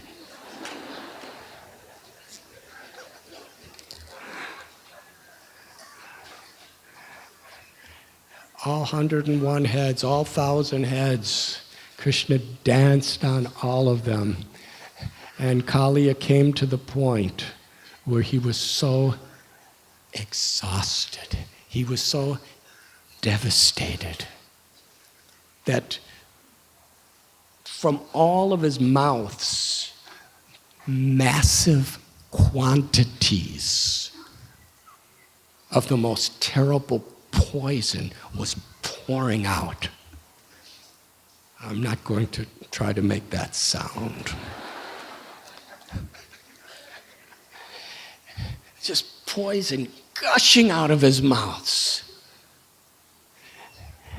And after all the poison in his whole system was exhausted, all that was left was blood. He was vomiting blood. Still, his eyes were red with anger. Hope against hope. He wouldn't give up his determination to kill Krishna. And Krishna kept dancing and dancing and kicking one head and another head until every single one of Kalia's hoods was collapsed, it was crushed, it was ripped apart. And when all his poison left him, all his arrogance left him also. He was on the verge of death. He was totally helpless, hopeless, defeated. His arrogance, his false pride was dead. He couldn't say a word because he had no strength. But at that moment, he looked at Krishna. Gone were his red, hot, arrogant, envious, cruel eyes. Now he gazed upon Krishna like a saint, with affection, with love, with total humility, with a shyness, with a shame. He was looking upon Krishna taking shelter. That happened because when he understood that there was no hope in his life, he was humiliated and defeated. Something came from his heart. He remembered the words of his wives, the Nagapatnis. The Nagapatnis were very great, pure devotees of Krishna. They loved Krishna. And they used to tell Kalia about the glories of Krishna. And Krishna, he was so envious, so arrogant, he couldn't tolerate anybody getting respected except himself. This is the nature of envy. We don't like to hear other people praised, especially when somebody's being praised about something that you're good at. Then it's most painful.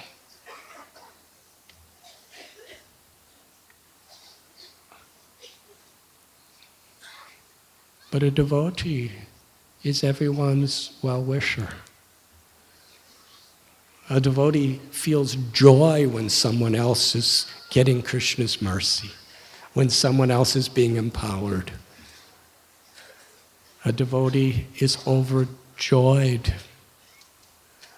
when somebody else is doing something great for Krishna. So Kalia, he hated Krishna. But when he was in a completely helpless state, he remembered the words and he remembered the bhakti of his wives, that Krishna is the Supreme Lord. And then he understood it. And he looked at Krishna taking shelter. He was Trinada Bisunichena. He was now more humble than a blade of grass. And it was at that moment, as he was gazing upon Krishna, and Krishna was gazing upon him, that the Nagapatnis, they appeared. And they prayed to Krishna. Vishwanath Chakravarti Thakur explains the Nagapatnis at one point, when Kalia was trying to kill Krishna, the Nagapatnis were thinking, please Krishna, kill him. But when they saw he became humble, their affection grew so great that they came to beg Krishna to save him. It was their prayers, it was their devotion that totally transformed Kalia. They prayed to Lord Krishna that first they put their little children in front of them, just to show that we're all going to be widows and they're going to be without a father unless you save him. And they brought beautiful gifts for Krishna. And they offered prayers. Many pages of Srimad Bhagavatam are ornamented, filled with the loving prayers of the Nagapatnis. That our dear husband is so supremely fortunate. You did not punish him, Krishna. You blessed him.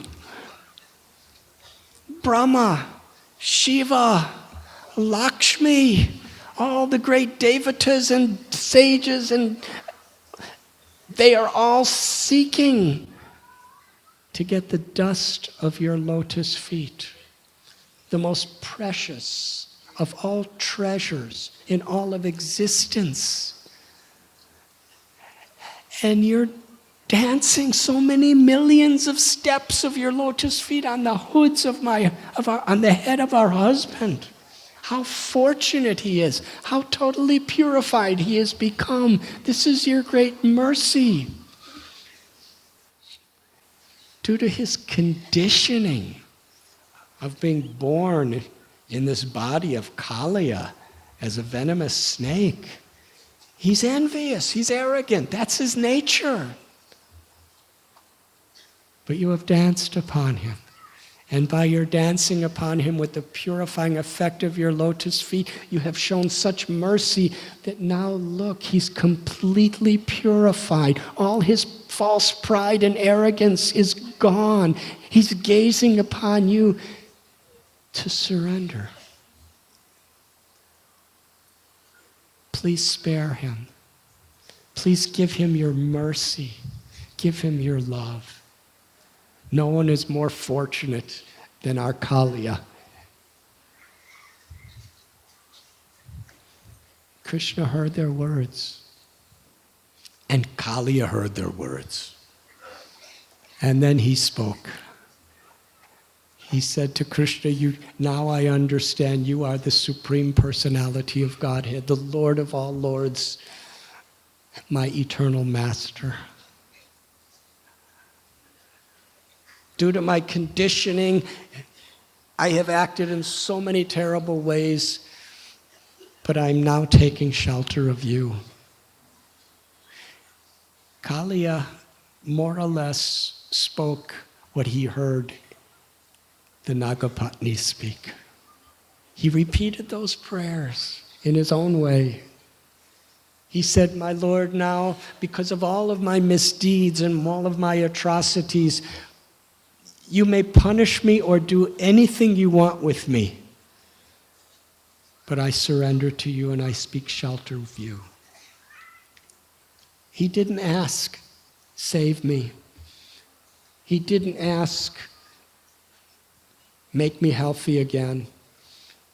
Please understand, at that point, he was completely ripped to shreds. He was bleeding all over the place. He was finished. Krishna, unconditionally, I'm surrendering to you. I take shelter of you. Do whatever you like with me. Maro birago bijo icha tohar nitya dasa pratituva adhikar.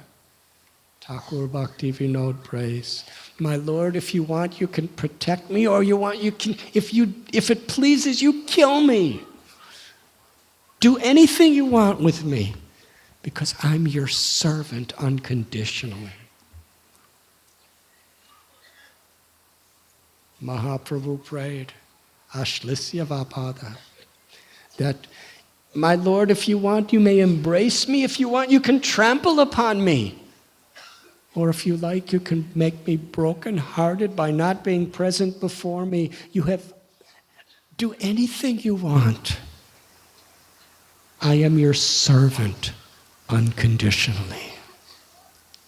This was the spirit of the surrender of Kalia. Two things made this possible. His association with his wives, the Nagapatnis, and their prayers for his well-being, and Krishna's inconceivable, incredible mercy upon him.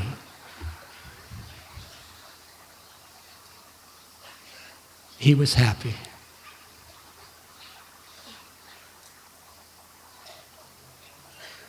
Upon seeing the genuine, pure-hearted surrender of Kalia, Krishna restored him again to perfect health instantly, where he was beautiful. Everything was the same except he didn't have any poison, he didn't have any envy, he didn't have any arrogance. Now he was a very healthy, effulgent devotee.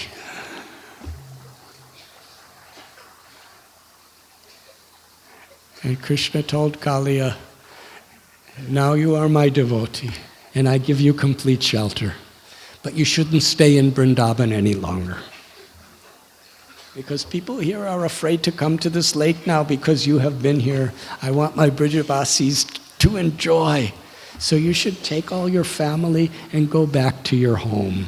Because his home was from Ramanaka, which was an island in the ocean.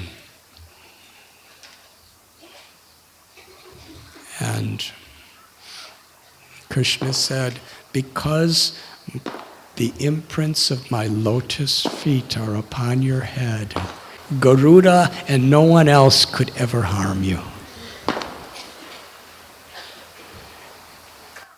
And previously during this battle, Krishna's lotus feet were tearing apart the tops of his heads. But now everything healed, and Krishna's lotus footprints were beautiful, beautiful, like deities on top of his head. And Kalia and all of his children and all the Nagapatnis offered beautiful flowers and jewels and garments to Krishna.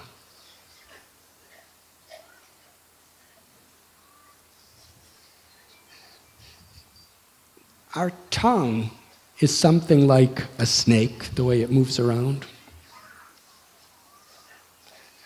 It's interesting. I'm not going to give you an anatomy class because I'm not qualified to do that. But of all parts of the body, wherever there's bending, there's joints. Yes, the fingers, there's joints.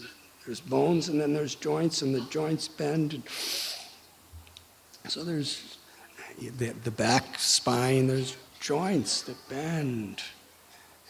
It's only the tongue that can completely curl up and bend in so many ways without any joints. It's just complete bending.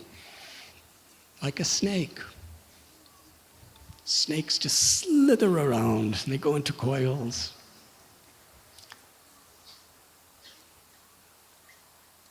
Rupa Goswami, Bhakti Vinod Thakur, Bhakti Siddhanta Saraswati Thakur, all of our acharyas, Srila Prabhupada, they taught us that to control the senses and engage in Krishna's service, it begins with the tongue.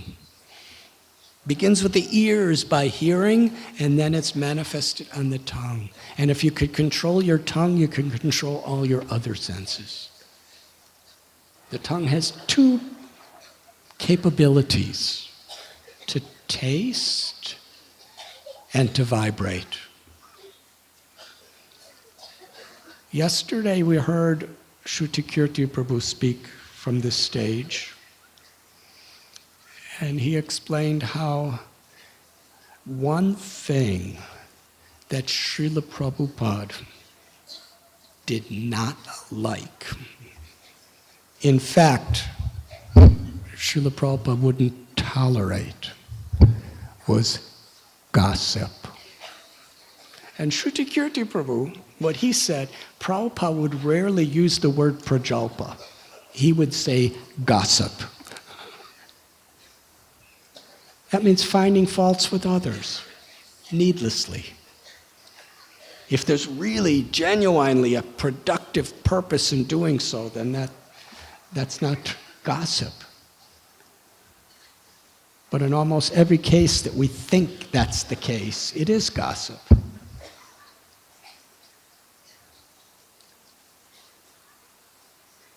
Sri Chaitanya Mahaprabhu, at one time, it was in Kuliagram, when Mahaprabhu took sannyas and he left Navadvip, became sannyasi, and then several years later he came back to Navadvip. And many people who had offended him and offended his devotees were coming to surrender to him. And one Brahmin, a Brahmin said to Chaitanya Mahaprabhu that I have insulted your devotees so many times. And obviously for a Brahmin to insult devotees, it's not just what he's considering frivolous. He's obviously thinking that based on Shastra and based on my Brahminical wisdom, I must expose this person. But after that person got the mercy of the Lord, he understood, what have I done? I have offended so many of your devotees. Now I'm surrendering to you. Please give me instruction. And Lord Chaitanya Mahaprabhu said, criticizing others is like poison. And praising the good qualities of devotees is like nectar. So stop, do not criticize others with your tongue. Chant the holy names of Krishna, chant the glories and pastimes and teachings of Krishna, and chant the glories of Krishna's devotees and find the good in others. And at one point, Mahaprabhu said something very profound. He said, do two things and I'll take you back to Godhead. Don't criticize others and chant the names of Krishna.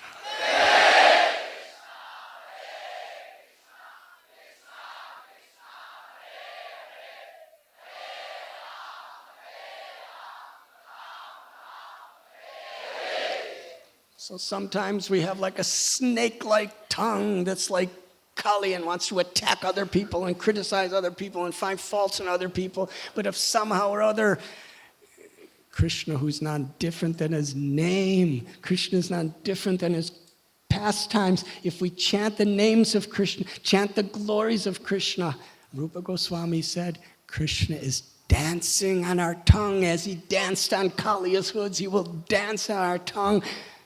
And gradually by this chanting, Chaito Darpana Marajanam, we get purified. By chanting the holy names and not offending others, Vaishnava Aparad is the first offense to the holy name, the greatest impediment. If we just chant and stop gossiping and criticizing, then Krishna dances on our tongue when we chant, and gradually we become purified. But sometimes that purification is not easy. Like Kalia, poisons came out. Sometimes it appears when we're following the process even carefully that a lot of things about us just start coming out and we don't like it. Envy and greed and arrogance and desires. But just keep chanting. Keep following these regulative principles of freedom that Srila Prabhupada has given us. And gradually the poison comes out. We become purified. And then as we become purified, we become like Kalia, genuinely humble. And from the core of our hearts, we can take shelter of Krishna as he's dancing on our tongue in the form of his holy names.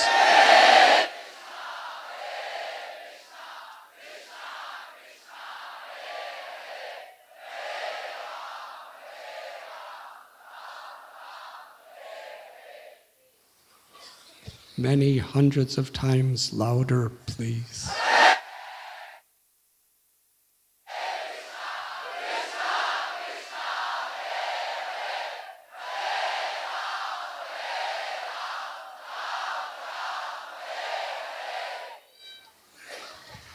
Many millions of times louder.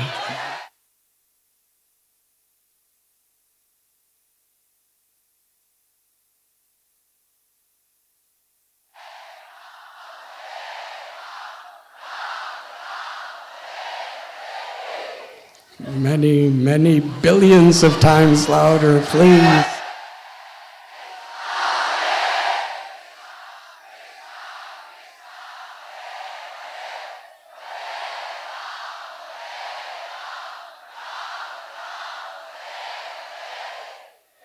Trillions and quadrillions and quintillion times louder, please.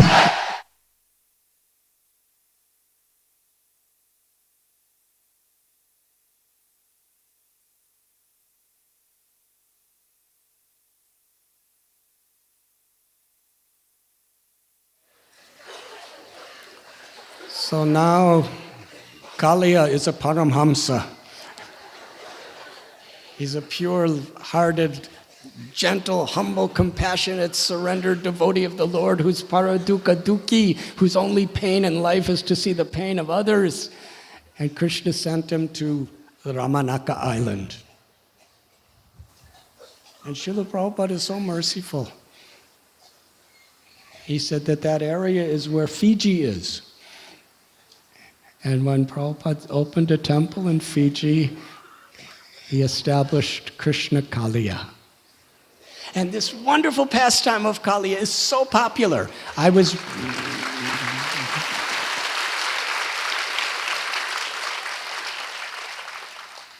Recently I was in Tirupati. And Balaji's darshan, so supremely merciful. And I was observing the wonderful carvings on the various gopurams and the domes and the walls. And so often there's carvings of Krishna dancing on Kalia. It's like one of the most popular of all the pastimes of Krishna. Why is that? It's just so incredible. The horror, the suspense, the tragedy, the ecstasy, the loving reciprocations, everything's there in Kalia Lila. In fact, a little later, Krishna secretly invited Kalia to come back to the Yamuna and raise his hoods. And Krishna brought all the Gopis on the hoods, and he performed Ras Lila on Kalia's hoods. So special. What a pleasure for the Gopis to be dancing on Kalia's slippery hoods.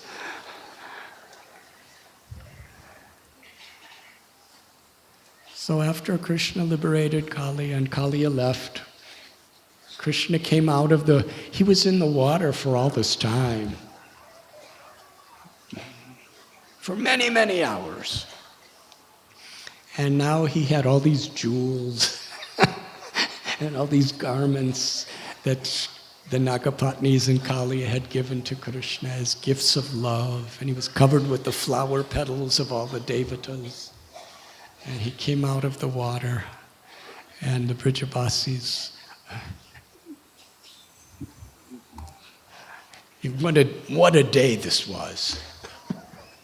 Balaram wept tears of ecstasy and embraced Krishna and put Krishna on his lap, and he was just examining Krishna's limbs to make sure he was all right, and he was still laughing.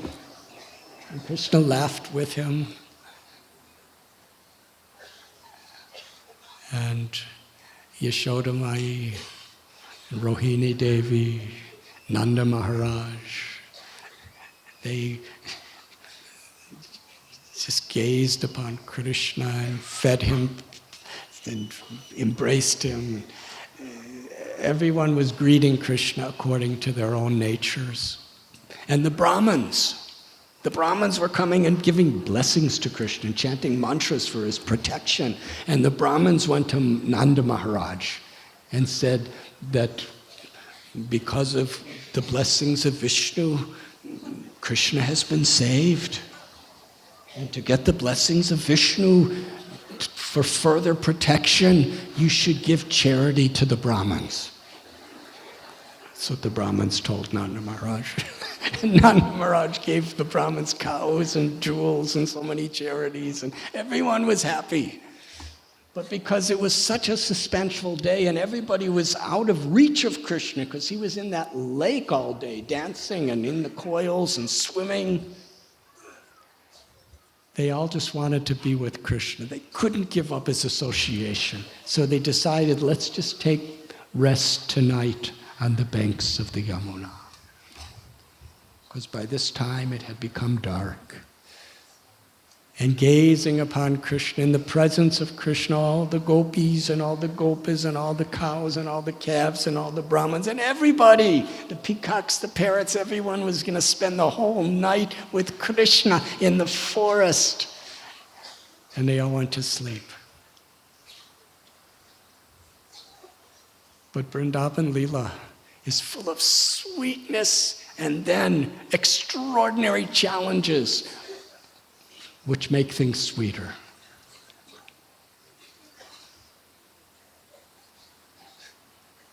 The moon, the stars, the cuckoo birds, kokila, they're all singing, and the bees are humming, and the jasmines are blowing, and the river Yamuna with all its lotus flowers, beautiful fragrances. Oh, it's millions and billions of times beyond heaven, the pleasure of Vrindavan as they fell asleep together. Suddenly, they woke up. There was a fire surrounding them on all four sides. The fire was like impenetrable, thick walls, and they were reaching the clouds in the sky, practically reaching the stars. It was a massive fire because it was summertime. Fires happen in the summer. But this fire, it was like a demoniac fire. And it was on the verge of totally burning everything and everyone to ashes. And the Brajavasis, who had just blessed Krishna, they all looked at Krishna as their only shelter. Krishna, your cows are in distress, and so are we. Please give us shelter so that we can serve you.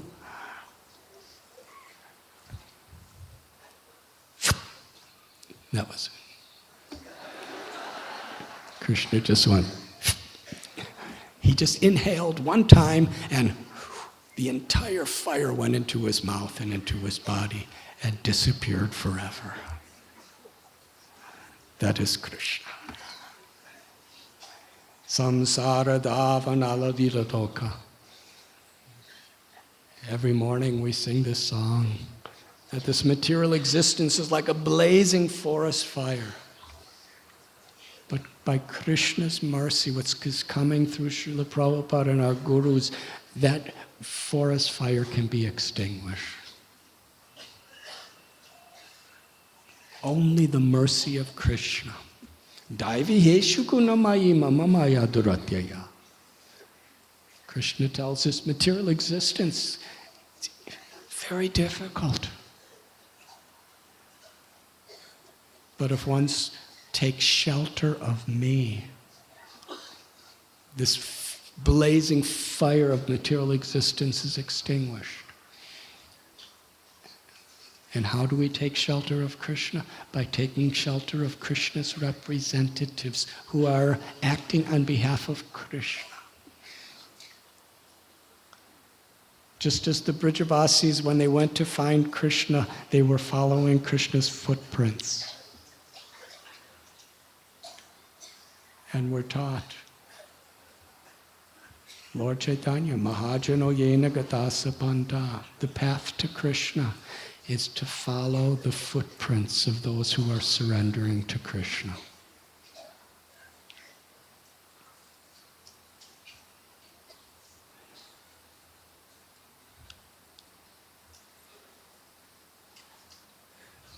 Bhaktivinoda Thakur, he tells how each of these asuras or demons or obstacles represent a particular impediment to pure devotional service.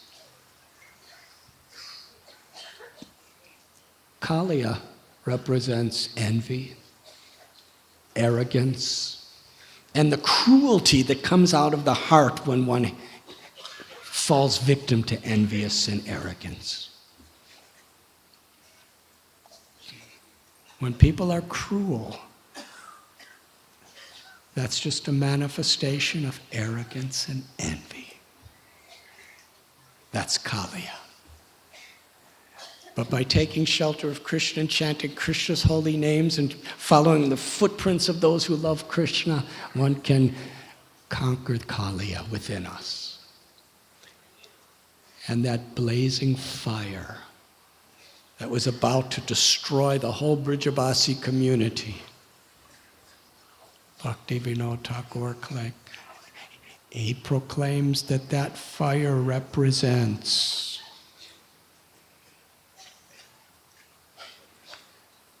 conflict among Vaishnavas.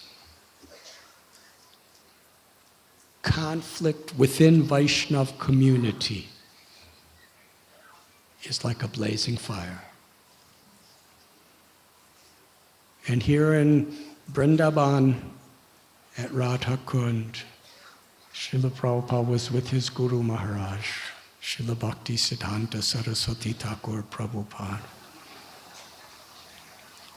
And Bhakti Siddhanta Prabhupada, he said to our Prabhupada that the mat is on fire. That the devotees are fighting and quarreling with one another over position, over influence, over facilities. He said this fire will burn the mat. The mat is on fire. And that's the time when Srila Prabhupada said, Bhakti Siddhanta Saraswati Thakur Prabhupada, that now we have this beautiful temple and people are fighting over who has charge, who has managerial positions, who has different facilities and rooms. Better we do away with it and distribute books. He said, if you ever get money, publish and distribute books. And Prabhupada took that order as his life and soul. But Srila Prabhupada also built temples. And we heard yesterday from Braj Vilas Prabhu about his wonderful appeal for the temple of the Vedic planetarium. Because from 1971, Srila Prabhupada was talking about how he wanted that temple of Vedic planetarium built in Mayapur Dham. And he put so much of his life and energy into building temple in Mumbai for Radha Ras Bihari and Vrindavan for Radha Shamsundar Krishna Balarama and Gaurnitai. So Prabhupada had temples. And he had book distribution. And he had prasad distribution. But this message was very important. We should be very much aware that we're not creating a fire that will burn down our Guru Maharaj's mat. By inner communal Vaishnav quarrel and fighting. We can disagree, but disagreements should be done with respect for Vaishnav culture. We're not politicians. We're Vaishnavas. That is what Srila Prabhupada expects of us. Today, I was planning to tell so many stories, but I ended up just telling one story. I'm sorry if I went over time, but I'm very grateful to you. I hope and I pray that everyone is enjoying becoming inconceivably, mystically, and wonderfully purified on this Vrindavan Yatra.